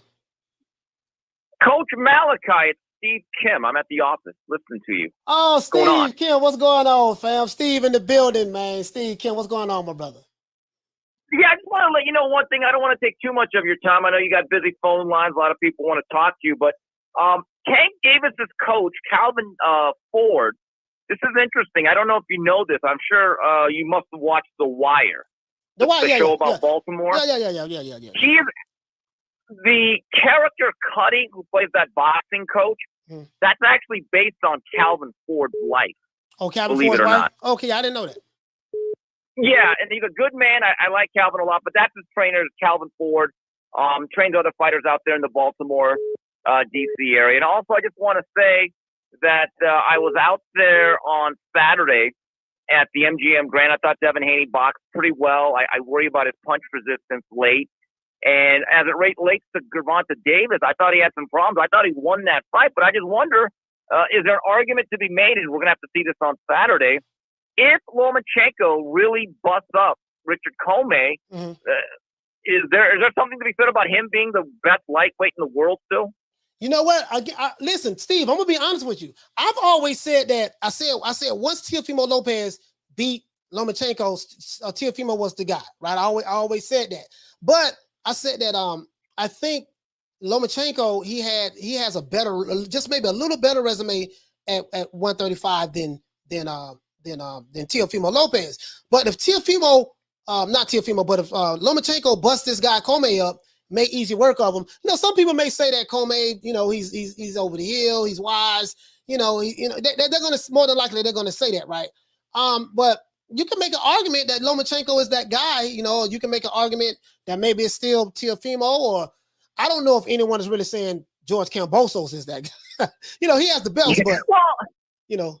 Yeah, I mean, look, at the end of the day, the man who beats the man has to be given credit, because at a certain point, fights have to matter. Right. And results have to matter. But I would hope with George Kambosos, who I was able to talk to in Vegas a couple of days ago, he looks like he's gonna have an optional defense Coach, in April in Australia. It's going to be a top 15 guy. Okay. Then after that, they're going to take on whoever wants to step up to face them. And my view is this: whoever beats Kambosos, whether it's Lomachenko, Tank Davis, Ryan Garcia, Devin Haney, that's the guy. We have to set a standard that fights matter, and we should reward fighters for actually taking fights. That's the bottom line in my view. Steve, let me ask you a question. What do you think about I'm hearing that the WBA may try to mandate Tank Davis to fight George Kambosos because he is the WBA regular lightweight champion. Have you heard anything about that? No, but I could ask. The man that's in charge now of the WBA rankings and sorting out this mess is a former promoter that I know very well by the name of Gary Shaw. But see, that's one of the ways the sanctioning bodies can really help boxing. If they actually want to prove their value within the sport, start mandating fights and make it very simple. If you don't want to take this mandate, lose the title. Next man up. That's the way I look at it.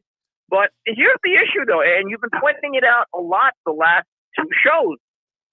Floyd himself has said, we don't want to fight with anybody else. Yeah. We're going to keep this within the PBC. So it's funny when all these people coming at you, Coach, and I'm just like, all Coach is doing is quoting Floyd's own words. Quoting his own words. I don't get it. Yeah, I mean, that's it. So it's like, these guys live in bizarro world, man. Like I don't get these guys. I just had another guy. I'm looking at the phone. Somebody sent me another crazy message. I get these messages all the time. Like literally, I'm looking at it right now. Yeah, and there comes a point. Look, I think Tank is very talented. He actually showed the ability to box and fight a little bit on his back foot. Yeah, He's I got love very that. good speed and quickness, and he's pretty fast. He's not just this power puncher. He's got some speed, reflexes, and twitch. But again, there comes a point in time where, look, I actually think he might fight Rolly Romero. I don't want to see that fight. I think Rolly's awful, technically. Listen, Steve, you took the words right out of my mouth. Rolly Romero's ranked number 1 in one of those sanctions, I think the WBA. Yeah. Rolly Romero, yeah. but there's an asterisk next to his name. And it's OC, the letter's OC. What does OC? You know what OC means? No. I don't know. I don't know what it has OC next to it. I don't know. Maybe it's, and they have an asterisk next to his name. I don't know what that is, but he's ranked number 1 in the WBA. And Rolly Romero has not been charged with anything that I know of. He hasn't been charged with anything. You might hit the nail right on the head. More than likely, we might see Tank Davis fight Rolly Romero again. Rolly Romero now. Yeah. And, you know, it's really interesting. If you look at what's going on in the lightweight division, all these guys are very talented, but they're also very flawed. Mm-hmm. And you know the one guy I'm getting sick of, though? Who? Ryan Garcia. I mean, God, that guy just tripped from the sidelines. I mean, seriously, I've never seen a guy back out of fight and then act so authoritatively on guy. I don't care what anyone says about Haney or Tank this past weekend. Ryan, lay back like Fat Joe. Lean back. Because these guys are at least doing their job. You're not doing a damn thing. Ryan is an Instagram model. He's an Instagram model, and I'm being honest. Yeah, he's an Instagram model. That's all he does. You know, he takes selfies. And of course, I'm being facetious when I say this, guys. But rumor has it, allegedly, that he broke his hand taking a selfie. You know what I mean? So he broke his hand taking a selfie. You know what I mean? So that's what they say. Coach, as much as he tweets on Instagram, he must have carpal syndrome in his wrist and his fingers. But there comes a point where we have to reward the guys that fight more. And they only fight twice a year, and they're all in their mid-20s, which I think is a shame. Yeah. So it is what it is. But look, I just want to say hello to you. You guys are doing a great job. You're one of my favorite channels. I'm not lying to you. Every noon, because I live in L.A., I listen to at least the first 60 to 90 minutes. I got some other people listening to you, and I always enjoy your stuff. You keep me entertained, but also informed. It's not just laugh. You give me some great critical thinking. It's a great way to spend the afternoon driving around, and now I'm in my office. So I'll let you get back to your show. I want to say to all your listeners and watchers out there that have a blessed day, and I'm enjoying the show as always, Coach. All right, thank you so much, Steve, man. I appreciate you, brother, for taking the time out to call in. Let's give Steve Kim a round of applause, guys. Thanks, guys. Yes, sir. Phone lines are open, guys. Phone lines are open. That was a surprise. Let me put the number back up. Shout out to Boxing 619. Hold on. Hey, okay. For dropping that quarter of a bam dub on your boy. Hey, Leroy. Super chat received. Playtime's over, boy. He says weak minds. Got a call coming in.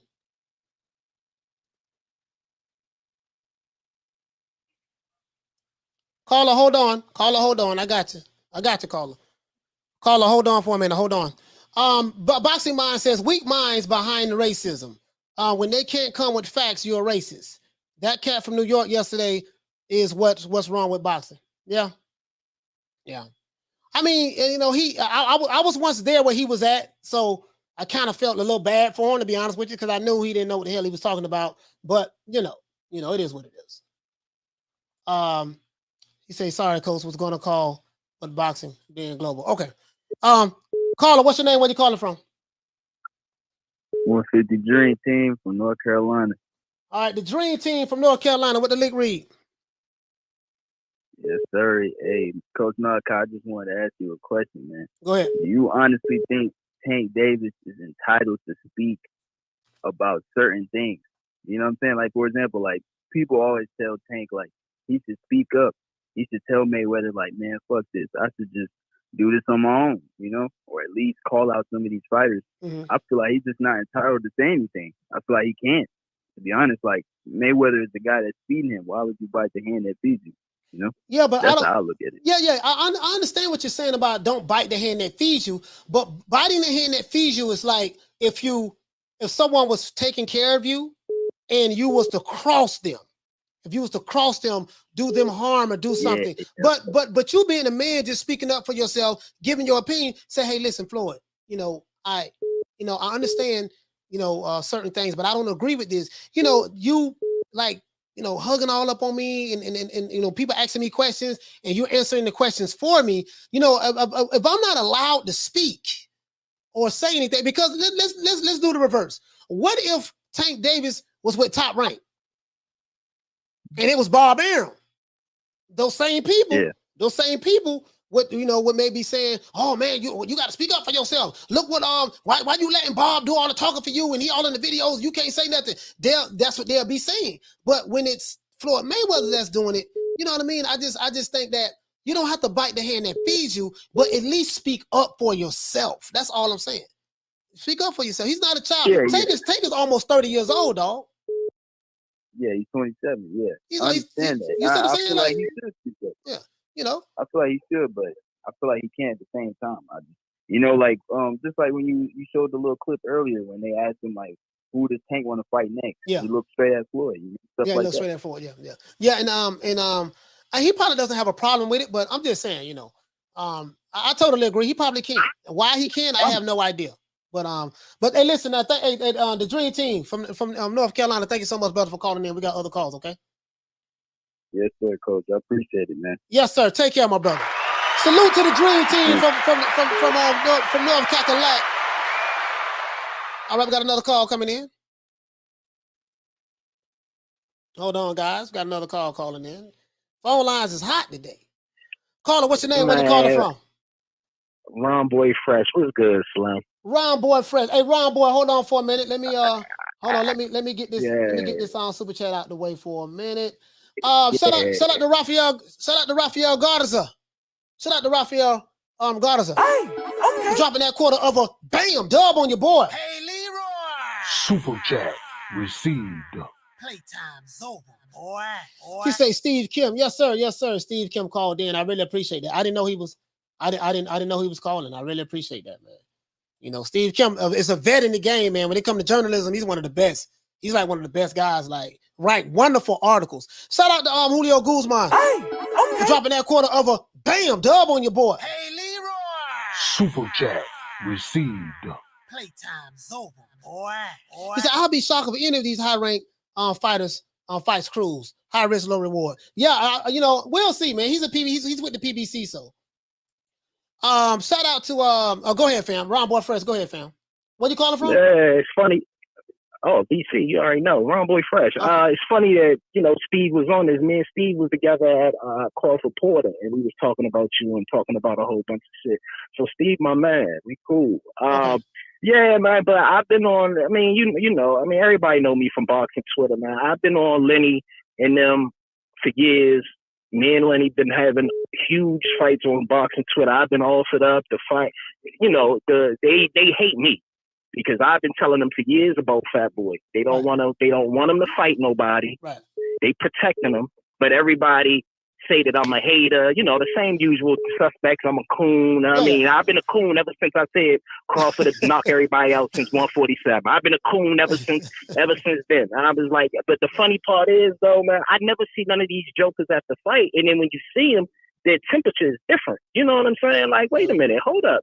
Yeah, it's just different, man. But you know, I just wanted to touch base. But you spot on, man. Like I've been going to Floyd fights for years, and then now that they don't like that I don't support Fat Boy because he not fighting nobody, all of a sudden they got a problem with me. Yeah. I mean, and that's what it is. And I think these guys take it too personal, and they take it somewhere that it shouldn't be at. Like you're making it something. Hey, man. Go ahead. Yeah, I mean, you can check it. Motherfucker, That Boy said he'd kill me and all shit if I ever called it double back up, but I ain't going through all that. And I unfortunately, I'm gonna have to change. I got the scorecard different than a lot of y'all have it. I think it was 118 to 110, 117, 111. Fat Boy. I mean, I just thought he made easy work of Cruz, man. And I'm far from a Fat Boy Davis fan. That's just how I scored the fight. I thought it was easy work for Fat Boy. I'm gonna be quite honest with you. Yeah. And listen, and there's nothing wrong with that. It's our opinion. That's your opinion. My opinion is different from yours. We don't have to have a civil war because of I got you about a fighter who don't even know us. yeah. I mean, I sort of know him, but but I got what you're saying. Yeah, but you know how it is. But I just keep it 100, man. They don't like that shit. So I'm like, you got a whole section of motherfuckers that's really upset and really pom-pom shaking for promotional companies. Right. And I'm like, wait a minute. I'm getting labeled this and this. I probably spend more money with PBC than y'all do. I'm at the fight. And I'm not talking about these motherfuckers that's capping to get, they got YouTube channels trying to get backstage type motherfuckers. I'm talking about the motherfuckers be in the comment section, all this capping. We y'all at, all right, y'all got money? I bet anything say Bud knock anybody out. I bet anything that say Chris Colbert beat Tank. Or whatever the fuck y'all want. I bet it. You know what I'm saying? Like, if we gonna play this game, let's just be real about it. Meet up at the fight. I don't fight. So at the end of the day, I'm just here to back it up, what I say. And I put money behind the fighters I like. And I like fighters from PBC to Top Rank to Matchroom to Golden Boy. I don't care. I support the fighter. I don't support no promotional company. Yeah, you know what I'm saying? If I tell you Josh Taylor is the best fighter at 140, he's the best fighter at 140. Prove me wrong. I don't care if he's white, black, green, or whatever. He's the best fighter. Tell Fat Boy to fight him then. Right. To clarify, who is Fat Boy? Who you calling Fat Boy? Come on, Fat Boy Davis, man. Everybody know I call him Fat Boy on Twitter. Yeah. You don't follow me on Twitter. Yeah. Everybody know I call Fat Boy Fat Boy. Everybody know me on Twitter, boxing Twitter. Everybody New Street Finest. Blue Street Finest. Yeah, Blue Street Finest. Blue Street Finest, man. Everybody know I go hard. New Street? Yeah, New Street Finest. New Street Finest? Okay, let me see. Glasses big. Yeah, everybody know I go hard, man. But yeah, I've been doing this, man. I've been talking to me and Lenny been going back and forth. Me and Lenny been going back and forth for years about Fat Boy. I told them that they got mad at me because I told them that they were going to fight Leo Santa Cruz 2 years ago. Okay. New Street Finest. Now, they weren't surprised. Yeah. Hey, just follow. I can't find you. Just follow me on Twitter. I'm on at Coach Mello. Yeah, follow me. Yeah, I do follow you on. Follow you on okay, I'm gonna follow you back. I'm gonna follow you back. All right, listen. We got some phone calls coming in. I got. Yeah, absolutely, Slim. I just wanted to touch base. All right. Shout out to Ron Boy Fresh, man, calling from DC. Phone lines are open, guys. Phone lines are open. We're gonna be open for another 30 minutes, man. We're gonna be open for another 30 minutes, man. We're gonna be open for another 30 minutes. Yeah, so anybody want to call in, y'all call in, man. If you're new to the channel, please subscribe, hit the like button. If you're new to the channel, please subscribe, hit the like button. Shout out to everyone who's listening to this podcast on Spotify as well as Amazon Music. Let's address some of the chat. Sasha says to have a relic mindset, you need to be articulate and speak English. I don't know who you're talking to. Sasha. Maybe there's something going on in the chat. Let's see. Who else we have? Seattle says, you just called him fat boy. You hate it. Seattle Boston talks. Yeah, as soon as he called him fat boy. Rob Boy Fresh, they say you hate it, man. You hate no take, man. They might, hey, you call him fat boy. Seattle Boston talks said, as soon as you call him fat boy, you hate it. All right, man. All right. Danny says, it's always going to be that way. I did discredit Cruz. I can't lie. Yeah, me too. Listen, that's why I had to apologize to Cruz yesterday. I'm like, dude, Cruz is a lot better than I thought he was. I had to apologize to him, dog. But you got to admit, though, he looked different fighting Tank than he did in like a lot of his previous fights. You know, I'm like, he was jabbing. He was a lot faster. You know what I mean? In the ring, it's like they have a really good game plan. He said, yeah, he said he didn't see that. He said, I did see it the same way the caller did, though. Okay, all right, yeah. And listen, and there's nothing wrong with that. There's nothing wrong with that. There's nothing wrong with you seeing it. You know, it's your opinion. That's all. It's your opinion, dog. That's all I'm saying. It's your opinion. There's nothing wrong with that. Let me go ahead and get the super chat out of the way. Shout out to Remy for dropping that $2. Bam, super chat on your boy. Hey, Leroy.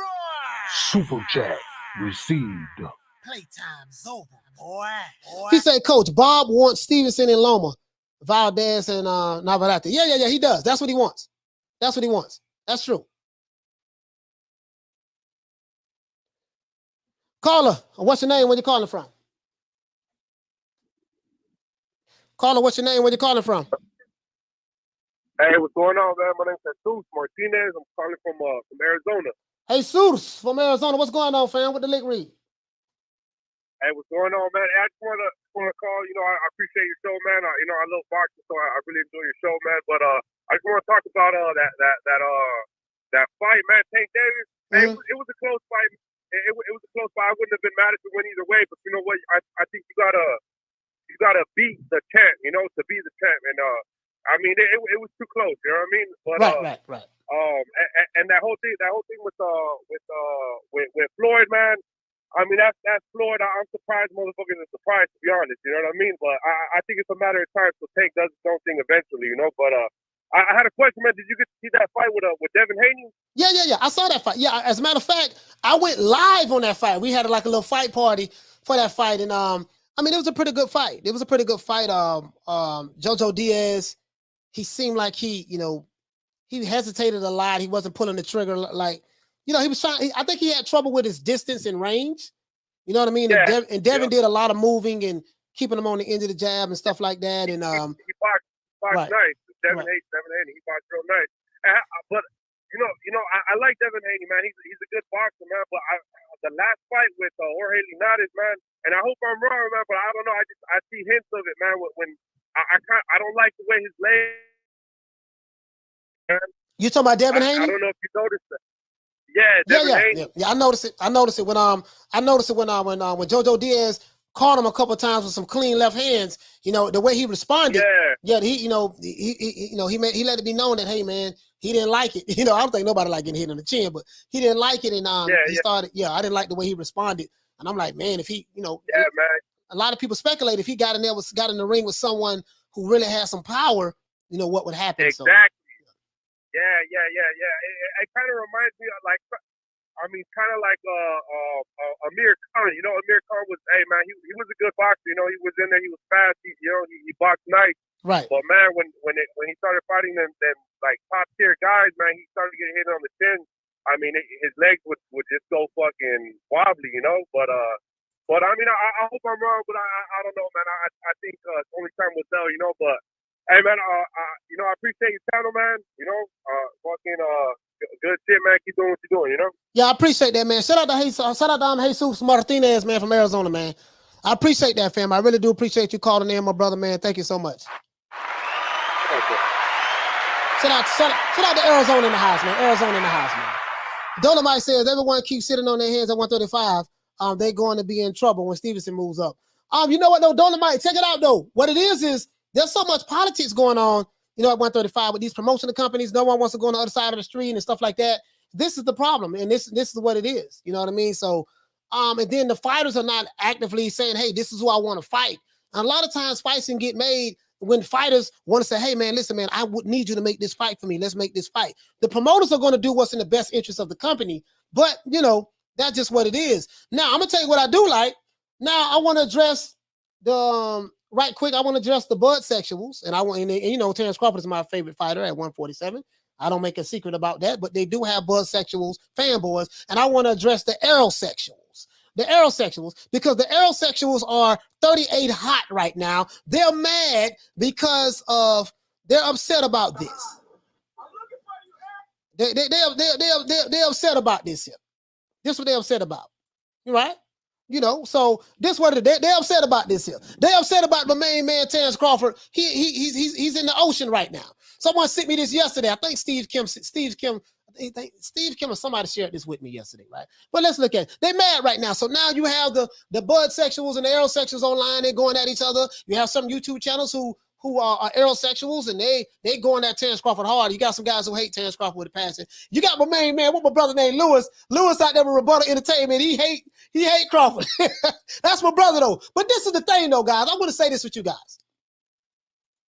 You can hate another fighter that I like and we still can be friends. It's not all inclusive. It's not like, damn, okay, I don't like, okay, let's say I like Floyd.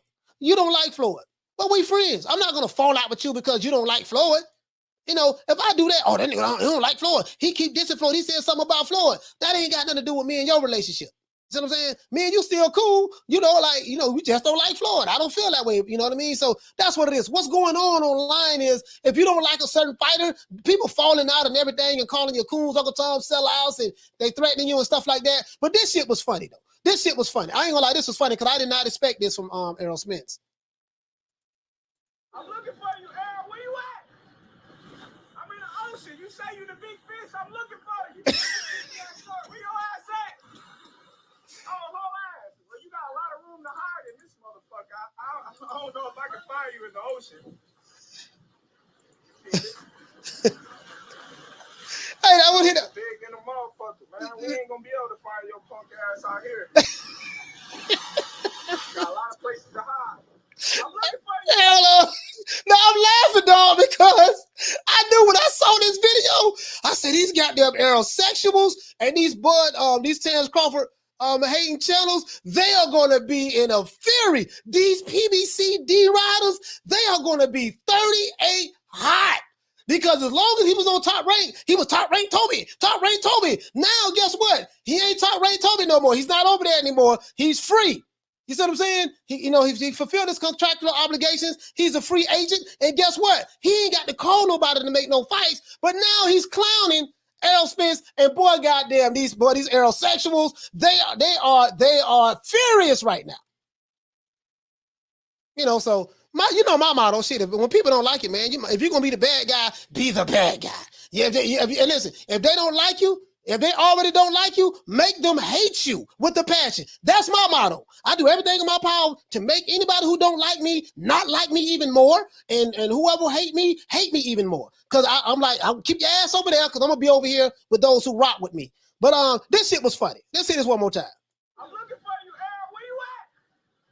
I'm in the ocean. You say you the big fish. I'm looking for you. Where your ass at? Oh, whole ass. Well, you got a lot of room to hide in this motherfucker. I don't know if I can find you in the ocean. The ocean big in the motherfucker, man. We ain't gonna be able to Nigga trolling. out here. Got a lot of places to hide. I'm looking for you, Errol. Where you at? Bro, you gotta admit, dog. Listen, whether you like Crawford or not, you gotta admit that shit that was funny. This nigga in the ocean looking for Errol Spence because he said he the big fish. Big fish. Call Al. Cap. Call Al. Bro, that shit there hilarious, bro. Hey man, hey caller, what's your name? Where you calling from? I'm calling from Stockton, California. My name is Gilbert. Gilbert from Stockton, California. What the link read, man? I'm wondering, is it possible that some of these boxing channels are biased? Because I got a few, I don't want to name no names, but to be honest with you, I feel like deep down in their heart, they might just go for fighters because those fighters are their race. Or do you understand what I'm saying? Well, I mean, everybody kind of have their biases and stuff like that. You know what I mean? So, I mean, but yeah, a few of these boxing channels, we ain't got to name no names. They are biased because a lot of these boxing channels, I'm gonna let you know how it works. Some of these boxing channels, they like the fighters who will grant them interviews. If you are a fighter that will grant them an interview, they will ride for you, cap for you, do whatever for you, right? Terence Crawford is not liked by the black YouTube channels. I'm gonna just call it the way it is. And some of the Latino channels as well, but but preferably the black YouTube channels with a certain boxing community, not all of them, but a certain boxing community. They don't like him because he would not give them an interview. And so what happens is, we black media, you should come over here and do interviews with us because the other side don't care nothing about you. And I get that. I get that. I get that. And then some of these YouTube channels, they are friends. They're able to talk to the Deontay Wilders. They're able to talk to the Errol Spencers and the Errol Spencers trainers. So they have more of an alliance with those guys. And so when they speak from the foundation of, I have a relationship with these guys versus this other guy. He won't even come on our show. So it's fuck him. He's a coon. He's a Tom. He's a sellout. He's top ranked Toby. He's this. He's that. And that's what's going on. And that's really what's going on. My last question for you before I let you go. Yes. Thank you for the time. I wanted to ask you, what do you appreciate more? A fighter that could sell more tickets, or a fighter that's like about fighting the hard fights?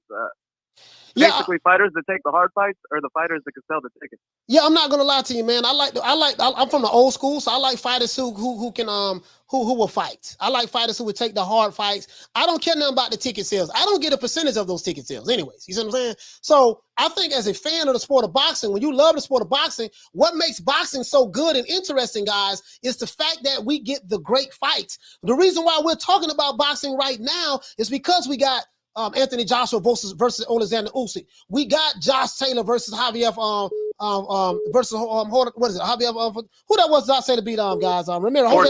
Jose Ramirez. We got Tyson Fury versus Wilder for the third time. We got Canelo Alvarez versus Billy Joe Saunders and Canelo versus Caleb Plant. We got Terence Crawford, thank God, to the WBO versus Sean Porter. We got these fights. We got Tank Davis versus Cherry Pick that did a whole lot better. We got the Devin Haney's versus Jojo Diaz. So this is what we like about the fights when we see 50-50 fights.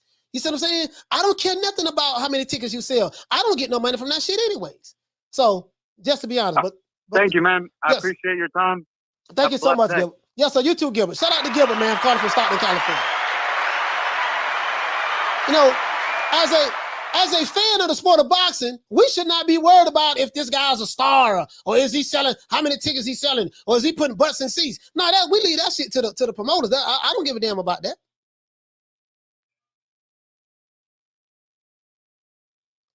Caller, what's your name? Where you calling from? My name is Eddie. I'm calling from Azle, Texas. What's your name, brother? Eddie from Azle, Texas. All right, Eddie from Texas. What's going on, fam? First of all, man, it's an honor to speak to you, bro, and you do a good show. Yeah, I appreciate that, fam. What the lick read? I just want to say that you think Devin Haney is getting caught with those shots because he's trying too hard to get in the mix and knock the guys out. I think he should just stop and stay boxing and do what he does best. Devin Haney, I'm not gonna lie, like Jojo Diaz is not a joke. So Jojo was pressing the action a little bit on him. And sometimes, you're gonna have to try to bite down and fight. And I think he does try to do that sometimes for the most part. But unfortunately for Devin Haney, he doesn't have any punching power. So he doesn't have the pop to keep people off of him. And then it opens him. Now, when you're the type of fighter that has to mix it up with somebody, you're going to get caught with a shot. And, yeah, you know what I mean? So. Yeah, I just think he's trying to kind of prove to the critics that he can not knock somebody out, but like really hurt somebody. I think he just needs to stick to what he knows best himself and just be comfortable and just outbox the other fighters. And I know that they're going to get hit, but I've seen him fight. I really like Devin Haney. I'm Mexican, but I don't choose race and that. I just choose the fighters I like. But I think Haney can go a lot further if he just does himself and just sticks and moves, you know? Yeah, I mean, at the end of the day, Devin Haney has a style, and because he doesn't have knockout power, people will always complain about it. They may say he's running, he ain't knocked nobody out, this and that. But listen, everybody ain't don't have knockout power, bro. Like Pernell Whitaker, that was my guy. I was a fanboy of Pernell Whitaker. He didn't really have no knockout power. He had some knockouts, but everybody's not blessed with power. You see what I'm saying? So he can't try to please the critics. When you try to please the naysayers, you're going to get your ass knocked out. Devin needs to continue to do whatever it takes to get the victory. That's what he needs to do, no matter what. Because if they don't like you, they don't like you, dog. You can't make them like you. I agree. Well, thank you for your time. I really appreciate it, brother. And God bless you, man. Yes, sir. Shout out to Eddie, man, calling from Texas, man. Shout out to you, fam. Shout out to Eddie for calling from Texas, man. Phone lines are open, man. What do you say? Clubber Lane. Y'all want to hear Clubber Lane, huh? But this ball been taking the easy matches. Fight. But this ball been taking the easy matches. Fight another ball. He said, who wins? Canelo or Clubber Lane? Oh, I got Clubber all day. Clubber Lane all day. No, honestly, Canelo would beat him because Clubber Lane stylistically, his style was messed up. Swinging all wide, throwing haymakers. Plenty more, Rock, plenty more. Whole lot of more. You know, come here, my boy. Get back here. You know what I mean? Yeah, so, truth be told, Canelo would win that fight. We know that Clubber Lang is a fictional character from Rocky, but we're just going to pretend it's real. But I'm going to ride with Clubber Lang. But this ball been taking the easy matches. Fight another ball. Really though. True. Hey, okay. Yeah, man, I got to ride with Clubber Lang. To this day. Hey, say, I'm just saying, man, Rebuttal Entertainment. It's a good show, Coach. We just want to see a good fight. Hey, so that's my brother right there, man. My brother in DC, man. Rebuttal Entertainment. Now, my brother hate Crawford. I think he hate the Crawford fanboys more so than Crawford. And I'm gonna tell you guys something, right? We're like, listen, dog. If you hate a fighter I like, or I hate a fighter you like, we still should be friends. Like we should not fall out with each other and throw the baby out with the bathwater because of a damn fighter. And these fighters, more than likely, your favorite fighter is a millionaire. You really don't know him.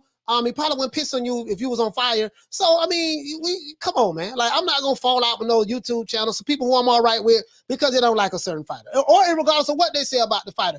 At the end of the day, you are allowed as a fan to talk your shit, say what you want to say, and you're allowed to ride with your fighter. There's nothing wrong with that. But all this other shit, extracurricular stuff, you're a coon, Uncle Tom, sellout. This is ridiculous. This is ridiculous. Hey, like the Queen comes to reason I can't be friends with a Canelo hater. See, there we go. Hey, so comes to read like as soon as I find out you hate Canelo, that's it. The friendship is off.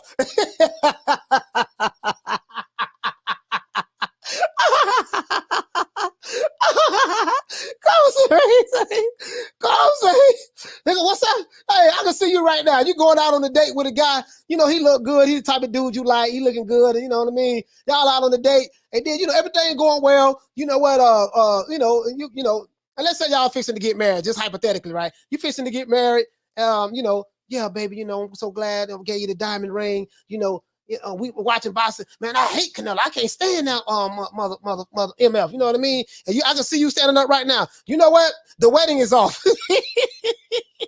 Nigga, if I would have knew you was a Canelo hater, I never would have accepted your engagement proposal. Like, hey, bro, I'm telling you, boy. He said that's the best thing about fictional characters, Coach. Just invent new powers for them. Hey, for real though. You feel me? The wedding is off. I feel. He said hater will stay as a pure boxer. He is clearly bothered by his lack of punching power. First he asked Leonardo about his power, then JoJo, what the F? Who does that? Yeah, exactly. Who does that? Like, bro, it just ain't there. It's not there. It's not there. It's not there. You know what I mean? Clubber Lang all day. Clubber Lang over anybody. I know Clubber Lang didn't stylistic, his boxing style was trash. I know that. I know that. Swinging all wide hooks, haymakers. We know he'll get counted in body shots and knocked out. We know that. But that's neither here nor there. I like Clubber Lang. But this ball been taking the easy matches. Fight another ball. I like Clubber Lang because he gonna pull up. He gonna pull up on you, like he did Rocky Balboa at his trophy revealing ceremony. He gonna pull up on you. He gonna call you out. I like that. Clubber Lang ain't gonna be all on Twitter talking about something. Come here, Balboa. Come here. You know, Canelo, I want all that smoke. I got a whole lot of more, Canelo, whole lot of more. What's up? Ryan Garcia, myself will look better than yours. He ain't gonna be doing all that. Clubber Lane pulling up. He pulling up. And he gonna try to make that happen. Shout out to Julio Guzman. For dropping that $2. Bam, super chat on your boy. Hey, Leroy. Super chat received. Playtime's over, boy. He said Clubber Lane was a 5'10" heavyweight. Hey, look here, man. I don't care how tall he was. That's my dog. That's my dog. True. Hey, as a matter of fact, Rocky 3, that was my favorite Rocky. Favorite Rocky of all time. Bro, listen, that's it for me. I don't want to look at no more Rockies because of that one now. Listen, I love Clubber Lane. I love Mr. T, man. Love him. You know what I mean?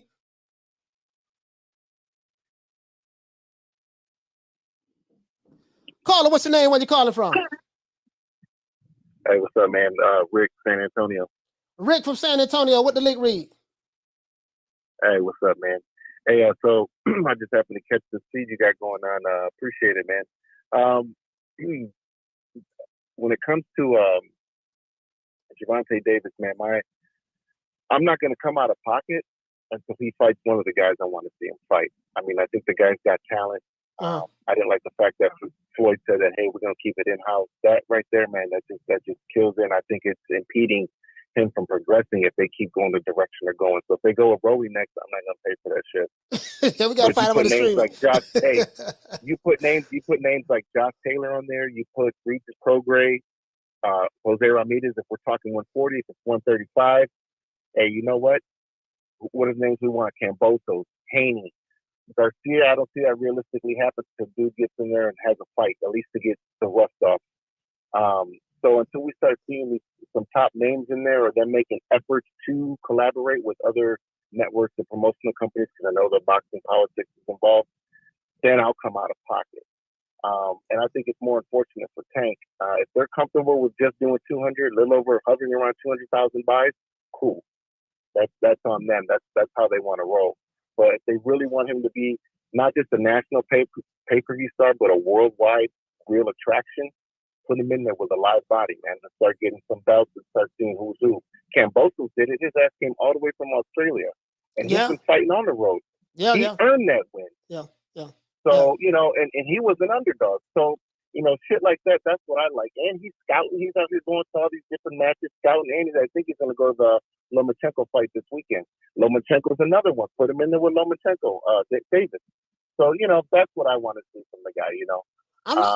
Again, boxing politics, but that's my call and that's my take. And congrats to Cruz. I know he did, you know, better than expected. Right. I just figured I'll watch the next fight replay when they do it on Showtime this weekend with Nonito Donaire.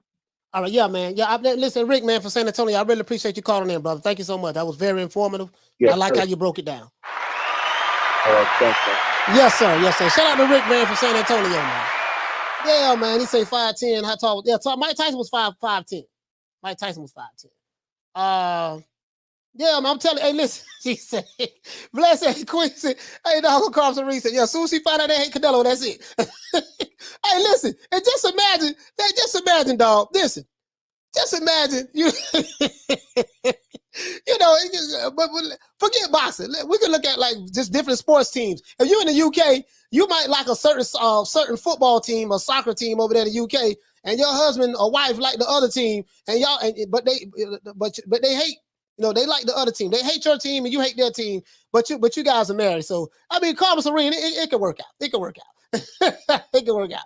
But listen, Clubber Lang over everything. Clubber Lang over everything. I don't give a damn. Clubber Lang over everything. I take Clubber Lang over Terence Crawford. I take Clubber Lang over Errol Spence, over Deontay Wilder, over Anthony Joshua, Tyson Fury, Lennox Lewis, Mike Tyson. I got Clubber Lang over everything. But this ball been taking the easy matches, fighting other balls.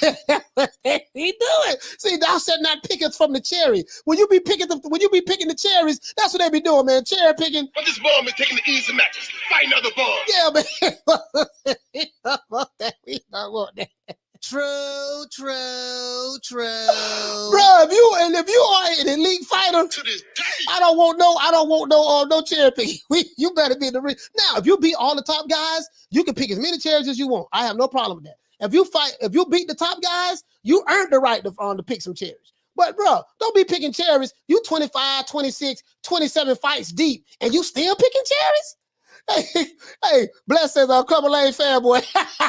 Hey, Bless, that's true. That's true. That's true. True. Bless, you got me. You got me. You got me. I'm a Clubber Lane fanboy. You got me. You got me. You got me, Bless. You got me. You got me. He says, I got to watch that movie again this week. Man, I'm telling you, bro. Bro, that movie, man. Bro, listen, watch the movie High. If you smoke weed, watch that movie High. I promise you, you won't stop laughing. Watch that movie High. Watch that movie High, bro. I'm telling you, watch that movie High. If you won't stop laughing, bro. Well, listen, man, we're going to wrap the show up. Let's go ahead, man. We're going to give everybody a round of applause, man. Shout out to Steve Kim, who called in, man, from ES. I think he got his own podcast. Let me, I always say this shit. Hold on, guys. Hold on, guys. I'm tripping.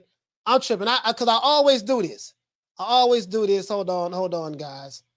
Bear with the old boy for a moment. Let me. Where the hell is Steve? Okay, there we go. Let's see. Let's see something. Hold on. Let me see something.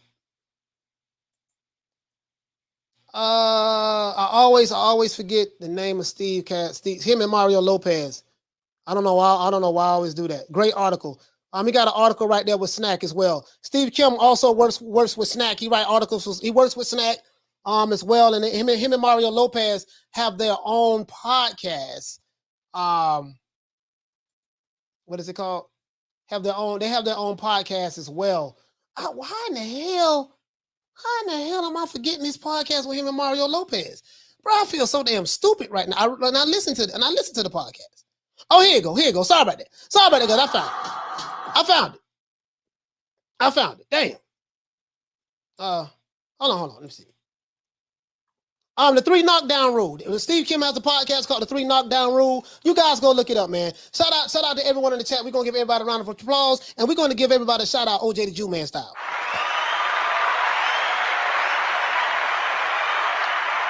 Yeah, the 3 knockdown rule, and he has some wonderful articles from Snack as well, man. He's a damn good writer. I like to read, and I'm a writer myself, so I really enjoy the art of writing and stuff like that, subject verb agreement and all that stuff there. So yeah, I really love that. But anyway, let's go ahead and give this hold on, did I miss the super chat right here?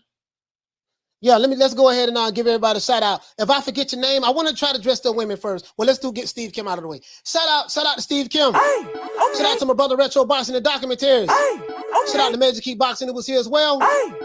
Shout out to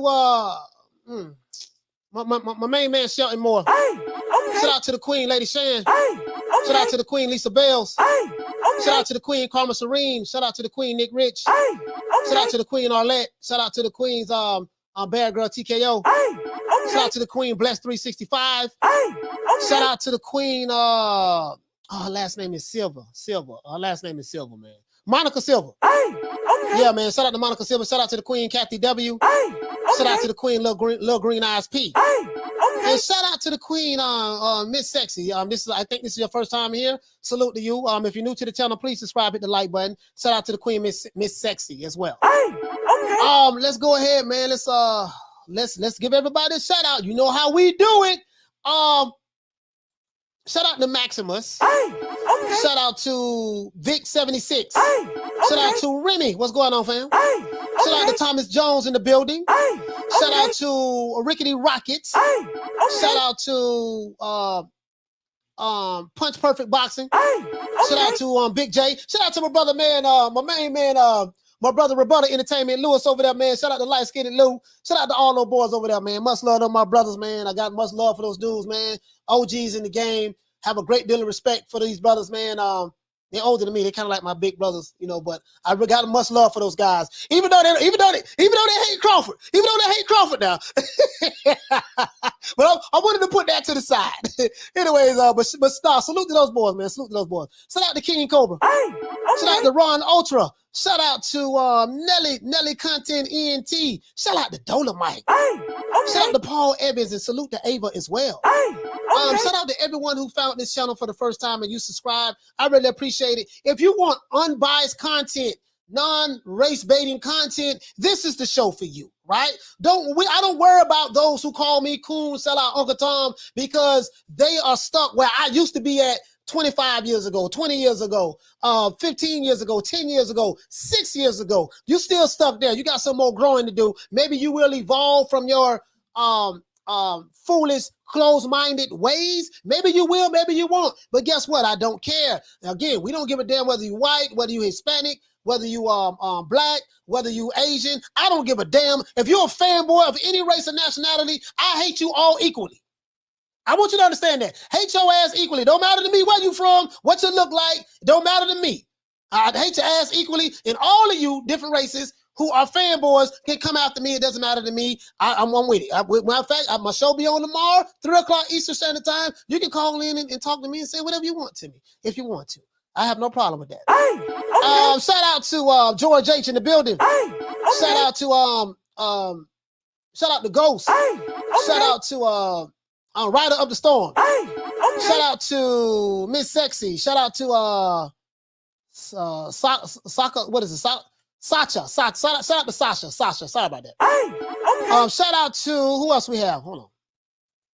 Shout out to Slide Encounter, Puro Sur Central, Pounds, GB Guthrie. Shout out to OG Sinister. Shout out to James Burrell. Shout out to Black Knowledge. Shout out to Tariq Atkins. Shout out to Rich. Shout out to Hector Garcia.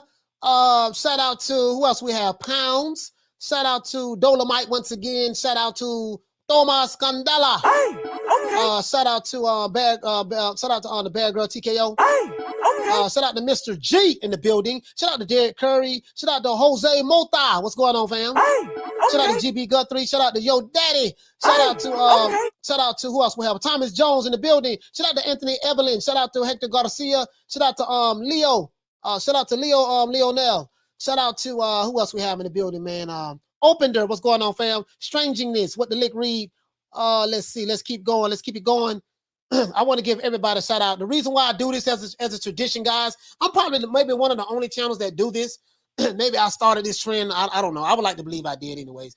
The reason why I take my time out to try to give everybody a shout out is because if you took the time out of your busy day to listen to me today, then I owe you the respect to at least give you a shout out when we start the show and give you a shout out when we're closing the show. This is why I do this over here with New Media Today USA Boxing. Shout out to King Cobra. Shout out to PBC Fanboy. Egg Shake Forum in the building. OG Sinister with the lick read. Shout out to Murat, Hector Garcia. Shout out to Rich in the building. Shout out to the Queen Lady Shan. Lady Shan says, and then say Bud has no personality. Yeah, yeah, that was funny. I ain't gonna lie. Said that shit was funny. He said, where you at? He said, you big fish. I'm out here in the ocean. I'm looking for you.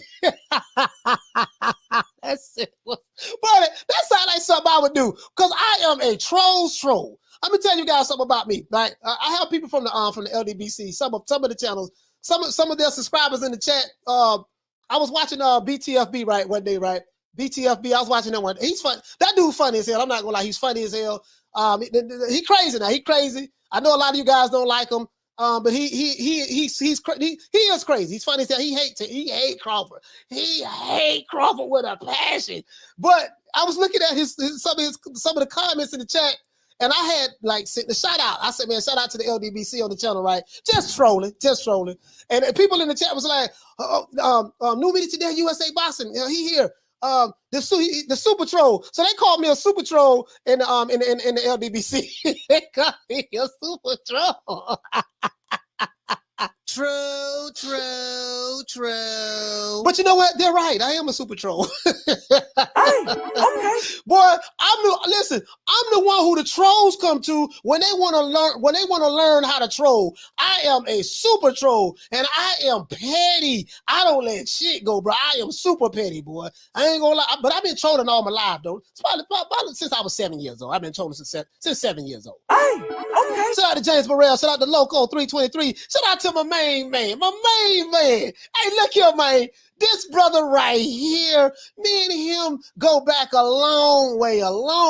My brother. This is my brother here, man. We call him Jay where I'm from. This is my brother here, man. Love this brother right here, man. This is my main man right here. This is my best friend right here, man. I didn't know he was listening. You know what I mean? Cool as hell. And he's a Capricorn like me. Shout out to Jay, man. Shout out to my brother, man, Jay. Jerome Thompson. Hey, okay. Shout out to HMG Entertainment. Hey, okay. Let's see. What you say? Say BLTV intersection. I got that BLTV, man. Oh boy, he's hilarious. Shout out to OG Sinister. Hey, okay. Shout out to Jerron. Shout out to Jerron Gray. Shout out to my brother Retro Boxing and Documentaries. Once again, man. Shout out to King Cobra. Shout out to Ramon. Shout out to Mr. G in the building. But this ball been taking the easy matches. Fighting other balls. Is it Mr. T or Mr. G? Shout out to Mr. G in the building. I know what it is. Shout out to Rafael Garza. Shout out to Juan Tego 76. 76. What's going on, fam? Shout out to OG Sinister once again. Shout out to GB Guthrie. Shout out to King Ron in the building. Shout out to Big Ronald Finkley and them boys over there on UGC Flame. Shout out to my main man Julius over there. Ring IQ, man. Julius is funny as hell, bro. Steve Kim once again. Mario Lopez. All of those boys over there, man. Shout out to Floyd Mayweather. So shout out to Floyd Mayweather, my brother. Salute to you, Money May. Bro, it's okay. You rich. You got plenty of money. You are an elitist. You and Canelo. Y'all work it out. Work it out over a steak or something. You know what I mean? Shout out to the Queen Bless 365. Shout out to Bacon and Eggs. Shout out to Hector Garcia. Shout out to D Dubs. Shout out to let's see, man. Dolomite is the name. Shout out to, let's see, Cesar Rojas. Shout out to Eddie Val. Shout out to Number One Packer Gamer. Shout out to Dragon Leg. What's going on, fam? Shout out to Rich. What's going on, fam? Shout out to James Hickey. What's going on, fam? I want to give everybody a shout out who called in as well. Before I forget, shout out to Derek from Florida, from the FLA, like me. Shout out to Shelton, my brother from LA, West Side. Shout out to Stanley from the NO, New Orleans. Shout out to Javier from Houston. Shout out to Steve Kim, my brother, man, over there, man. Steve Kim over there in the West Side in LA. Yay. Shout out to the Dream Team from North Carolina, North Cackalack. Shout out to Wrong Boy Fresh from DC. Shout out to Jesus Martinez from Arizona. Shout out to Gilbert from Stockton, California. Shout out to Eddie from Texas. And shout out to Rick from San Antonio. And shout out to Clubber Lane. But this ball been taking the easy matches. Fighting other balls. Anybody taking the easy matches, fighting other bulbs, we don't respect you over here, man. You better be fighting some elite fighters from this point forward, especially if you are supposed to be the shiznick. Shout out to Jamie Alvarez. Shout out to my main man. Who else we got in the building? Rich Maximus. Is that Maximus? Oh yeah, that's Maximus. I thought I was gonna say Maximus Prime. You know what I mean? But Rodimus Prime. I was thinking about Transformers back in the day. But don't worry about that. I digress. Shout out to Adrian Torres. Shout out to James Burrell. Shout out to Steven. What's going on, fam? Big J. Shout out to Ricky E 245. 245. Lord bless him. Lord bless him. Shout out to my brother, man. Rebuttal Entertainment. That's my dog. True. That's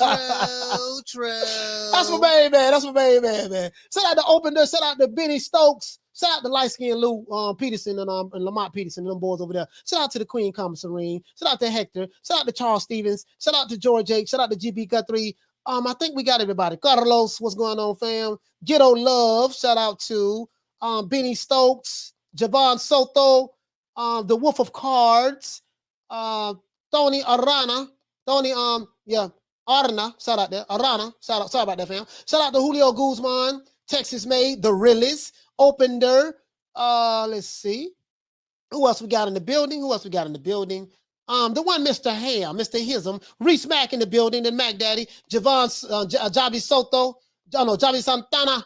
Okay, we reloaded. Shout out to Marion. What's going on, fam? Shout out to E Diaz. Shout out to Diaz. Sorry about that, fam. Shout out to D Dubs. Shout out to Benny Stokes. Shout out to who else we have? Gorreal, Heineken. Man, I like Heinekens, man. Heineken's and Guinness Stouts. And Coronas. Love Coronas, man. I got turned on to Coronas when I lived in LA for like a year.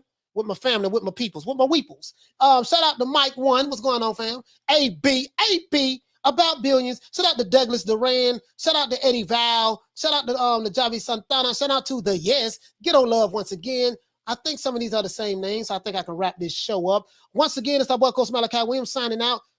If I forgot your name, man, I do apologize. Shout out to Mexican Silverback.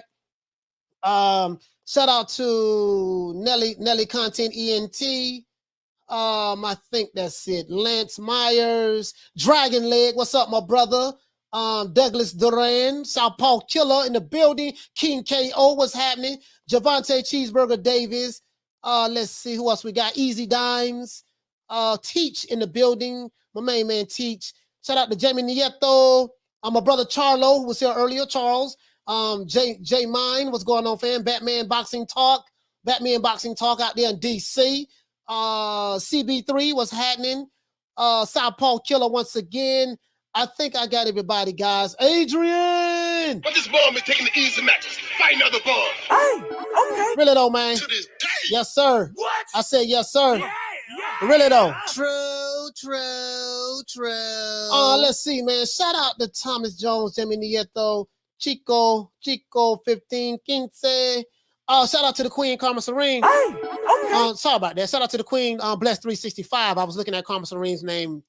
Said your name wrong. Sorry about that, Bless. Shout out to the Queen, Bless 365. Hey, okay. For dropping that quarter of a bam dub on your boy. Hey, Leroy. Super chat received. Playtime's over, boy. She said, great show, coach. I really appreciate the support, Bless. I really do appreciate the support. And another rule, we respect all the women. All the women. We do not disrespect the women over here. I go to some of these other channels, man, and I see these sisters, these women, doesn't matter, what nationality, race they are, they be getting cursed out sometimes, and, bitch, get out the panel and this and that. No, we don't do that over here, man. You disrespect the woman over here. We don't attack women. We don't attack children. You can attack me all day. I ain't got no problem with it. Because I talk a lot of shit. I do deserve a lot of shit that be coming to my way anyways. But that's neither here nor there. But you attack the women and children, that's automatic block. I will put the 15 commandments up on the community, in the community right now when the show ends. Other than that, that's it, man. I think I got everybody, man. If I missed you, I do apologize. Once again, it's our boy Coach Malachi Williams signing out. New media today, USA Boxing. Hold on, we got another super chat. Shout out to Jose Quinones. Hey, okay. For dropping that quarter of a $2 super chat on your boy. Hey, Leroy. Super chat received. Playtime's over, boy.